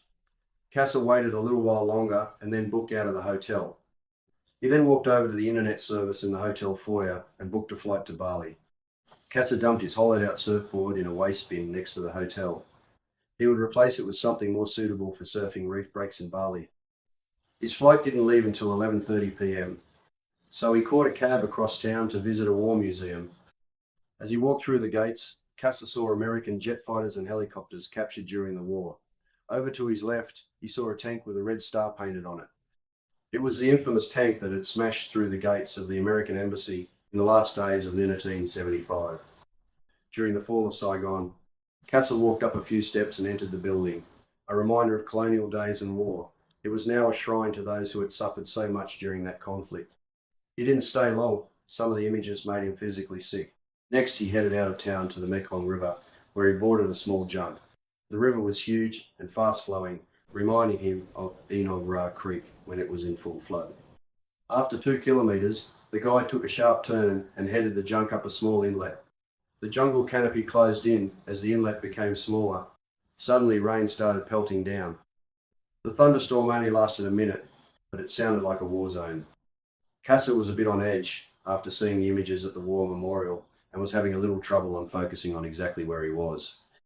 He couldn't help thinking the Viet Cong were about to come out of the jungle, firing bullets. By now, the boat had pulled up against a muddy embankment. A board was pushed out as a plank to walk on. Casa quickly disembarked and followed the path through the jungle canopy, where it opened up to reveal a small building. This was where he wanted to be. He planned to purchase jade Buddha carvings that could be sold in Australia for 5 times the amount he was about to pay. He would get an even better deal when the seller saw he was paying with US dollars. Casa purchased only 3 Buddhas, not enough to attract attention when going through customs. The boat that had brought him to this secret location had left, and he would have to travel by foot from here over muddy, mosquito-infested swampland. Halfway across, he met a local with a donkey and cart who took him the rest of the way back to the Mekong River. On reaching the river, he gave his new friend 100,000 dong. With a loud yell, the Vietnamese man called over another local to help Casa get to the other side of the river. Casa climbed into a 2-man dugout, like a small canoe, and was handed an oar. He started paddling with the current and reached the other side without any trouble, and then began to walk to the bus stop. As he walked, Casa spotted some old temple remains just off the main road and decided to investigate. Some structures were held up with reinforcing to stop them collapsing, others you could walk through. He saw a plaque which stated, "These ruins are a 6th century temple site. The area had been bombed by the Americans during the war, and some buildings were damaged or destroyed. Bomb craters littered the area." Another warning said, "Do not walk off the track. Unexploded bombs may be present." Casa made it back to the main road just in time to catch the last bus to Saigon. He collected his luggage from the cloakroom at the Grand Palace and boarded the commuter bus headed for the airport. It was 6 o'clock. By the time he arrived and checked in, he had only 3 hours to wait for his flight to Bali. After arriving in Bali and going through customs without any problems, Casa headed for the Bounty Hotel at Kuta Beach, a popular hotel for Australian tourists. That afternoon, he bought a new surfboard from one of the many surf shops and headed down to the wharf area. He organised a boat trip to surf the outer reefs. Casa spent several days at sea with other surfers from all over the world who had come to these surf breaks only the locals knew about. They also visited 2 small islands, one noted for its variety and strength of marijuana and the other for its women. Depending on your passion for drugs or women, you could choose number 1 or number 2 island. Casa's choice was number 3, staying on the boat so he would have a clear head and strength for a few days of surfing. Casa had to be mindful of his delicate complexion, as overexposure to sunlight would burn and blister his skin. He wore a full-length wetsuit even in summer and used heaps of sunscreen to protect him from turning as red as a beetroot. After enjoying the surf off the outer reefs of Bali, he headed for the island of Java, landing at the airport in Jakarta, capital of the Indonesian archipelago. Casa travelled by bus across the south coast of Java, encountering police checkpoints where he would have to show his visa and passport. They passed through the first couple of checkpoints smoothly. At the last checkpoint, everyone on the bus was ordered off at gunpoint. Casa was singled out because of his long blonde hair. The officer checked his passport and visa and then said in broken English, "Your visa dated incorrectly. Follow me and bring your bag." Casa followed his instruction. Inside the police station, his bag was searched thoroughly, and nothing illegal was found. The officer spoke again. Your visa incomplete. You stay night here. Casa argued loudly with the official, but it just made him agitated. He drew his pistol, stuck it against Casa's temple, and started to squeeze the trigger. US dollars! US dollars! Casa yelled desperately. The officer released the trigger and lowered his weapon. Casa reached into his pants pocket and pulled out his wallet. He grabbed a handful of notes and handed them over. The officer counted 220 US dollars. You go, he said, pointing out the door. Casa picked up his bag and got back on the bus. Finally, the bus reached its destination, a Dutch colonial mansion with 6 white pillars holding up the roof and a full-length veranda. Looking out through the palm trees to the ocean, you could see your own private reef break just a few hundred metres offshore. For the next few weeks, Casa surfed his heart out. Each time he watched the sun setting into the ocean, he became mellower. The stress of the trip to Vietnam became a distant memory. His next adventure was to Aceh, a province at the tip of Sumatra, a place of danger, high adventure and insurgency. The Indonesian military had been fighting an underground group there that wanted independence from Indonesia. Casa would have to be extra careful. He weighed up his options and considered the risk worth it. The beach break had been described as bigger and better than Pipeline in Hawaii. Well, he got his wish. But the incoming swell he spotted on the horizon was more than he expected. An earthquake off the Sumatran coast had unleashed a tsunami. 2005. 19 feet of snow fell in the Reno Lake Tahoe area of the United States, the heaviest snowfall since 1916. Hurricanes continued to strike the states. The worst was Katrina, with an estimated damage of $100 billion, the most expensive natural disaster in US history. 1,800 lives were lost. Extreme winter conditions and earthquakes throughout the Afghanistan, India, and Pakistan region had climate forecasters predicting another Boxing Day type tsunami. Southern China experienced flash flooding, which swept away a school in Ning'an, China, causing loss of life. In Mumbai, India, 37 inches of rain fell in 24 hours, the most ever recorded in the country. On the African continent, famine caused by drought and locusts left more than 3.6 million people in Niger facing starvation. Wildfires burnt 37,000 acres in the southeast area of Washington, and other fires destroyed 100 houses northwest of Los Angeles. Hurricane Beta broke the record for damages by an Atlantic storm set in 1851. Another hurricane brought torrential rain and more devastation to Central America. Floods and mudslides killed more than 2,000 and buried the whole village of Panimbaj. 2006. Widespread drought affected the United States, resulting in wildfires burning throughout the whole year. It was the warmest summer on record. Texas alone had 200 wildfires out of control in a 24-hour period. Storms with strong winds left 600,000 homes in Missouri without power for 1 week. In New York, 100,000 people were left without power for up to 9 days. On the south coast of Java, a 7.7 magnitude earthquake triggered a tsunami that displaced thousands from their homes and killed many hundreds of people. Throughout late 2006 and into early 2007, Australian bushfires raged out of control in the Victorian Alps and Gippsland area. 1 million hectares were destroyed, making those fires the worst in living memory. Chapter 14. 2007. Parts of the world's rivers and oceans were becoming dead zones, starved of oxygen. Mass fish, bee, insect, and bird deaths were being reported worldwide. 2 words were becoming spoken more and more often when describing these events: climate change. Wildfires in North America throughout summer and fall caused huge losses. Drought on the Great Plains resulted in further losses of over $5 billion. In the Solomon Islands, a magnitude 8.1 earthquake and ensuing tsunami left property destroyed, and thousands homeless. Many inhabitants lost their lives. With earthquakes in the south, east of Lima, Peru, climate experts and geologists were joining the dots and writing a white paper to be released. It would report on a major tectonic event that would occur on the west coast of America. 2008. The United States experienced widespread drought through the entire year. Wildfires, as well as hurricanes Dolly, Iki, and Gustav, caused damage estimated at $33 billion. Loss of life totaled 128. Tornadoes ripped through the US Midwest, killing 88 people and causing property, crop, and livestock losses amounting to $4.5 billion. 67,000 people died and hundreds of thousands were injured. when a 7.9 magnitude earthquake hit Sichuan, Gansu, in the Yunnan province of Western China. In New England, a state of emergency was declared after electricity was cut to 800,000 homes for several days after a major storm ripped through the region.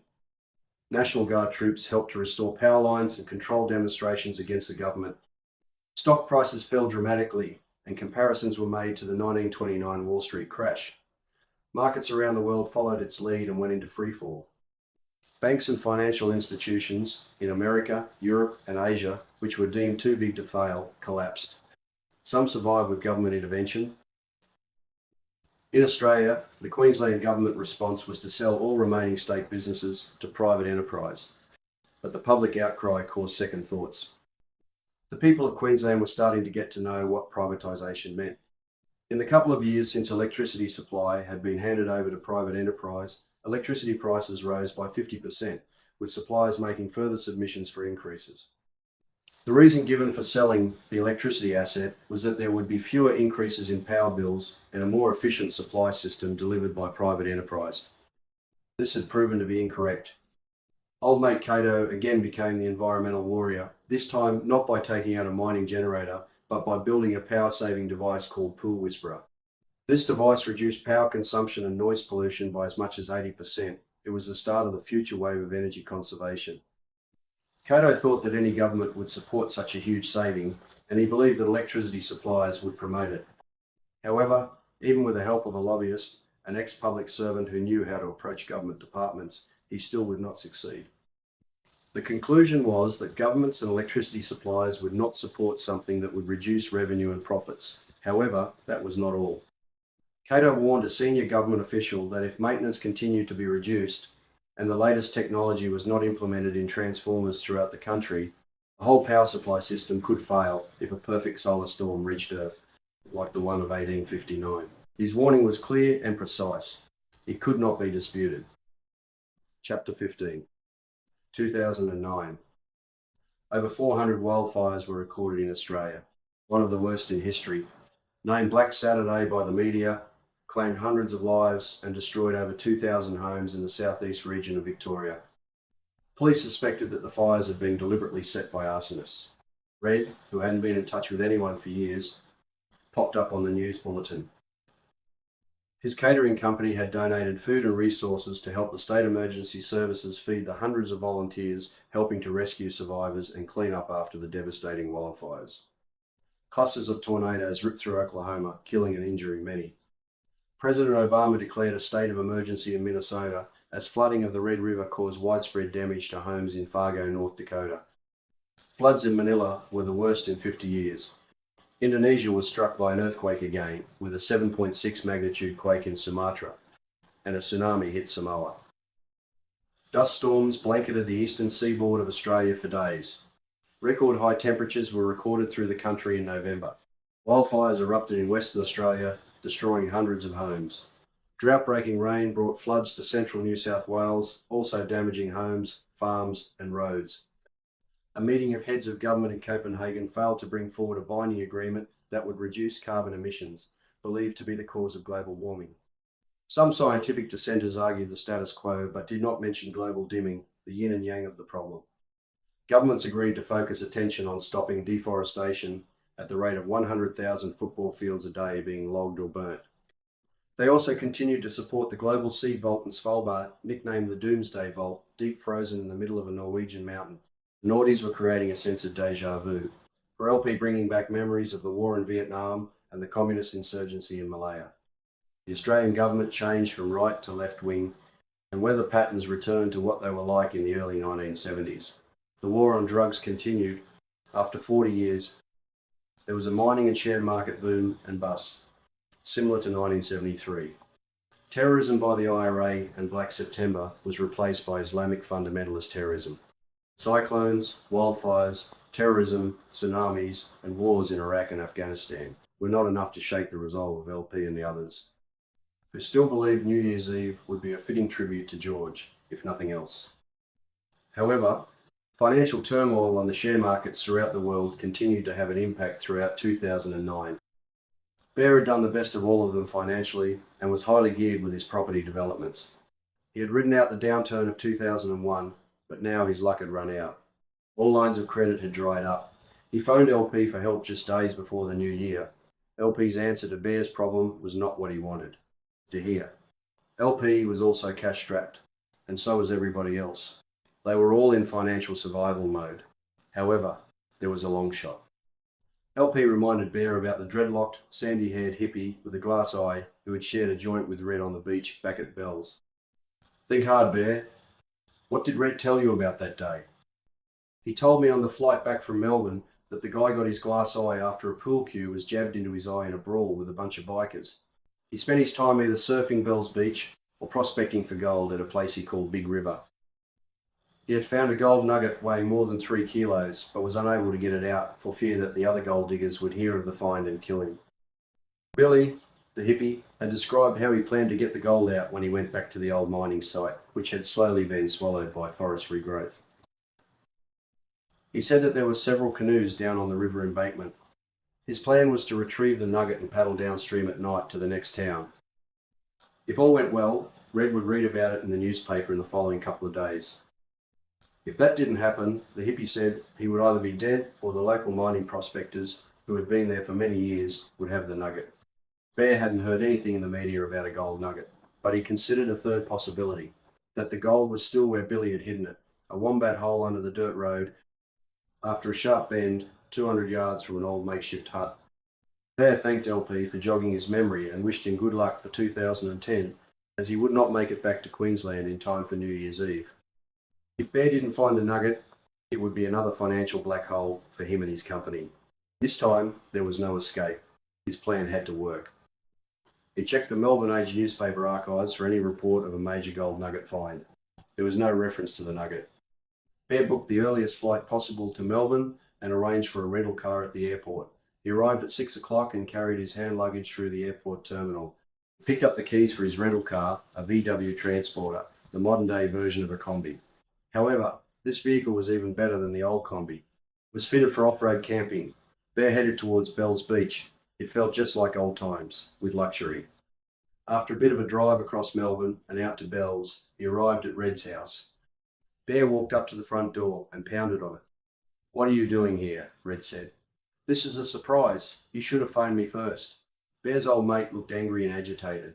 "No time, mate. You're coming with me to Big River. Remember that story you told LP about a hippie and a gold nugget? Well, we're going to find it. Pack some camping gear, and we're out of here." Bear and Red carried the camping gear to the van and then headed northwest to the old gold mining site, Big River. As they drove closer to their destination, the van crossed a large bridge. Bear and Red looked down to see a fast-flowing river wedged between steep gorges.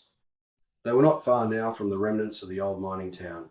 After the bridge, Bear took a sharp right-hand turn. The gravel road led into dense forest reed, growth from mines abandoned over 100 years ago. Red pointed out old mining shacks, most abandoned, but a few still livable. Bear stopped at an A-frame shack built of timber logs and rusted iron. A fire was burning outside the shack. A few old prospectors came out to greet them, asking how long they would be staying and if they were prospecting. Red answered, "We are looking for a friend who's gone missing. You guys look like you've been around here a long time. Did you know a hippie called Billy?" He had long, sandy dreadlocks and a glass eye. One prospector answered, "About 40 years ago, there was a guy like that, but he stopped coming up prospecting. We haven't seen him since then. Why are you interested in him now?" "Just following up on a cold case," Bear replied. "We have some new information that might help find this chap. Tomorrow, we'll see if we can find any remains or his belongings." Red had brought some food from his catering business for dinner. His favourite meal in a can was beef stroganoff. Not just a normal-sized tin, but a 4-litre can, enough to feed a company battalion. He placed it on the fire's edge to warm up. One of the prospectors was named Coxey. He was a Pommy who wanted to be addressed as Lord Coxey. Most conversation you could get out of him was, rather. His mate Gazza translated for him when he spoke. Red and Bear picked up that these prospectors knew more than they were saying about Billy. They were right. Before long, Lord Coxey came up behind Bear with a shovel and cracked it across his shoulders. Bear went down onto the fire edge, knocking the stroganoff can into the fire. Bear turned and grabbed the shovel, shoving it right between Coxey's legs. This brought him to the ground with a loud "Bear and Red decided to get out of there. Before they left the campsite, Bear picked up 2 rocks, walked over to the old bush dunny, and grabbed a roll of toilet paper. Bear handed Red a rock, and they each started winding toilet paper around the rock about 12 times. "We'll make sure those guys don't follow us," said Bear. As they left the ramshackle miners' huts in the distance, Bear turned and pulled out his lighter. Quickly, he lit the rock rolled in dunny paper, and did the same to the one Red was holding. 20 metres back, Bear and Red had passed 2 abandoned mine shafts on either side of the road. Bear knew that these holes would be full of methane gas. In unison, they bowled a perfect line and length, and both flaming rocks landed exactly where they wanted them, down the shafts. All you could see were 2 giant flames shooting to the sky as the explosion destroyed the road. As they ran further from the campsite, down the dirt road, they heard another loud explosion go off. "There goes dinner. They'll be picking tin and strog out of their skin for the rest of the night," said Bear. Bear and Red eventually caught a bit of shut-eye. Leaning against a couple of trees, it wasn't exactly the way they wanted to camp out. As morning light filtered through the dense rainforest canopy, they stood, stretched their legs, and then started walking until they came to a sharp bend. They were looking on either side of the dirt road for wombat holes. Bear yelled, "I've found one. Go down and see if it opens into a larger cave." Red slid down the embankment and shone his torch in. And yes, there was a larger cave under the roadway. Together, they started digging to make the opening larger and then squeeze their way through. They were both able to crouch in the small cave. There were 2 smaller wombat tunnels that continued on. Bear shone the torch up the first one and could see some white bones. This could be Billy. He started digging with his small shovel and made it through to the next cave. There it was! The gold nugget rested on the parched bones, and Billy's glass eye reflected light as though he was looking at them with approval. They quickly crawled out through the tunnel. The air was becoming harder to breathe because they were inhaling a mixture of air and methane. With their vision becoming blurred and their strength weakening, they just made it out of the wombat hole in time, gasping for breath. The gas explained what had happened to Billy. Bear carried the impressive nugget. Red pointed down the road to the river's edge, where 2 canoes lay on the embankment. They ran towards them. Bear put the nugget in the first canoe and climbed in, pushing himself away from the embankment, and Red followed in the other canoe. They didn't have to do much paddling, as the river was flowing pretty fast. But there was a reason for that. On the next bend, the river dropped in depth, exposing rocks and rapids. Bear made it through, but Red was nowhere to be seen as his upturned canoe floated past Bear. Several minutes passed, but there was no way of going back. The steep gorge on either side of the river was impassable. Bear's only option was to paddle on downstream under the bridge they had driven over earlier to reach the next town 20 kilometres away.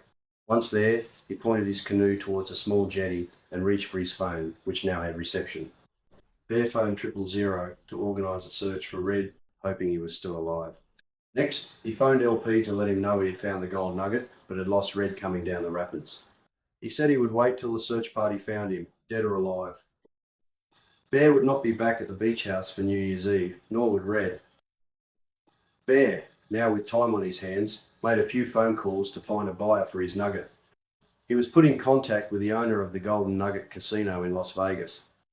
He offered $3.5 million for the nugget. It would be showcased in the casino's grand entrance for all to see. Chapter 16. New Year's Eve, 2009. Fireworks suddenly snapped LP out of his power nap. Panic set in as revellers yelled out, "Happy New Year!" As he focused his thoughts, he realised they were revellers on daylight saving time. He and his mates still had time to prepare for a date and time revealed back at the ancient Bora Ring in outback Queensland. The countdown restarted. 10, 9, 8, 7. LP entered the password already on the laptop as revellers yelled, "Happy New Year!" again. At exactly midnight, he pressed Enter. Brownie and Mason were celebrating with some women over at Kato's holiday house, just a couple of doors down, across from a sandy track disappearing into the darkness, leading to the shore. They spotted LP standing alone on his veranda. Brownie yelled, "Happy New Year! Did you remember to upload the scroll to George's website?" "Yes," LP replied. "Where were you?" "Bloody late, as usual." Brownie ignored the comment and replied, "The only thing left to do is text the guys who aren't here and tell them it's done." LP's response was sudden and abrupt. No, wait till 1 a.m. That's what the second set of numbers must have meant. It's not just the upload to the web, it must be sent at the correct time. I've already attached the image of the scroll, ready to be emailed. Brownie's connection with his Dreamtime ancestors, Mason's secret knowledge going back to the biblical days of Solomon, and LP's visions of the future all gave them a level understanding as to why the scroll needed to be uploaded into cyberspace. They all came to the same conclusion. The alignment of the numbers enabled the knowledge from within the scroll to be revealed. Up until that point in time, technology did not have the ability to connect, but now through the World Wide Web, they could deliver the secret hidden within the scroll as foretold at the female Bora Ring in outback Queensland nearly 40 years earlier. That Bora Ring, weathered and aged over tens of thousands of years, was the birthplace of Brownie's ancestors, who had first started counting the number of stars in the universe. Over time, they had realised that there was more to counting using just number 1, and that 0 existed, both in the physical and spiritual world. That connection had started the march to this point in time, where the binary numbers of 1 and 0 would intertwine and unlock what was hidden within the scroll. With only minutes to go, the wireless modem signal started to weaken. The 2 red lights for wireless and send started flashing like a railway crossing. LP was about to lose connection. He yelled to Brownie, "I saved the file of the scroll to my phone earlier, just in case something went wrong. I am losing reception here. Run down to the beach and send it as a text message. Quick, smart." Brownie grabbed the phone and headed down the track to the beach, where reception was stronger. It was windy, with some light rain, and a bright full moon was breaking through storm clouds. LP pressed enter on his laptop 1 minute earlier than he should have, but he had no choice. The signal was about to disconnect. It was up to Brownie to pick up reception from the beach. Brownie walked back up the sandy track, onto the veranda, and over to LP's cooler. He lifted the lid, grabbed 3 cold beers, twisted the caps off, and handed them around, saying, "There's nothing more to do now other than knock down a couple of coldies and hope the second decade of the new millennium gets off to a better start than the last one." Brownie, Mason, and LP raised their stubbies and cracked them together in celebration, knowing that the scroll, as foretold, was now in cyberspace. LP took several mouthfuls of beer and then stood motionless, staring out into darkness. Moonlight disappeared behind a swirling mass of storm clouds, just as, in his mind, darkness had filled him with gut-wrenching panic.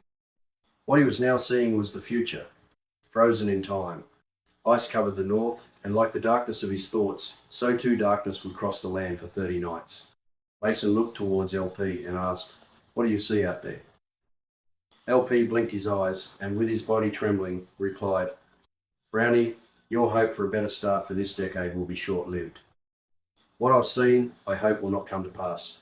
Remember Cato warned authorities about power failures resulting from the next solar maximum? Well, it'll peak on the 23rd. Brownie replied, "You're mad and way off with your psychic predictions. Don't worry, guys. My ancestors from Dreamtime won't desert us if shit happens. When the time comes, they'll help." Mason interrupted. "You're both a little crazy with the way you think. How about live the moment and let the future be a mystery?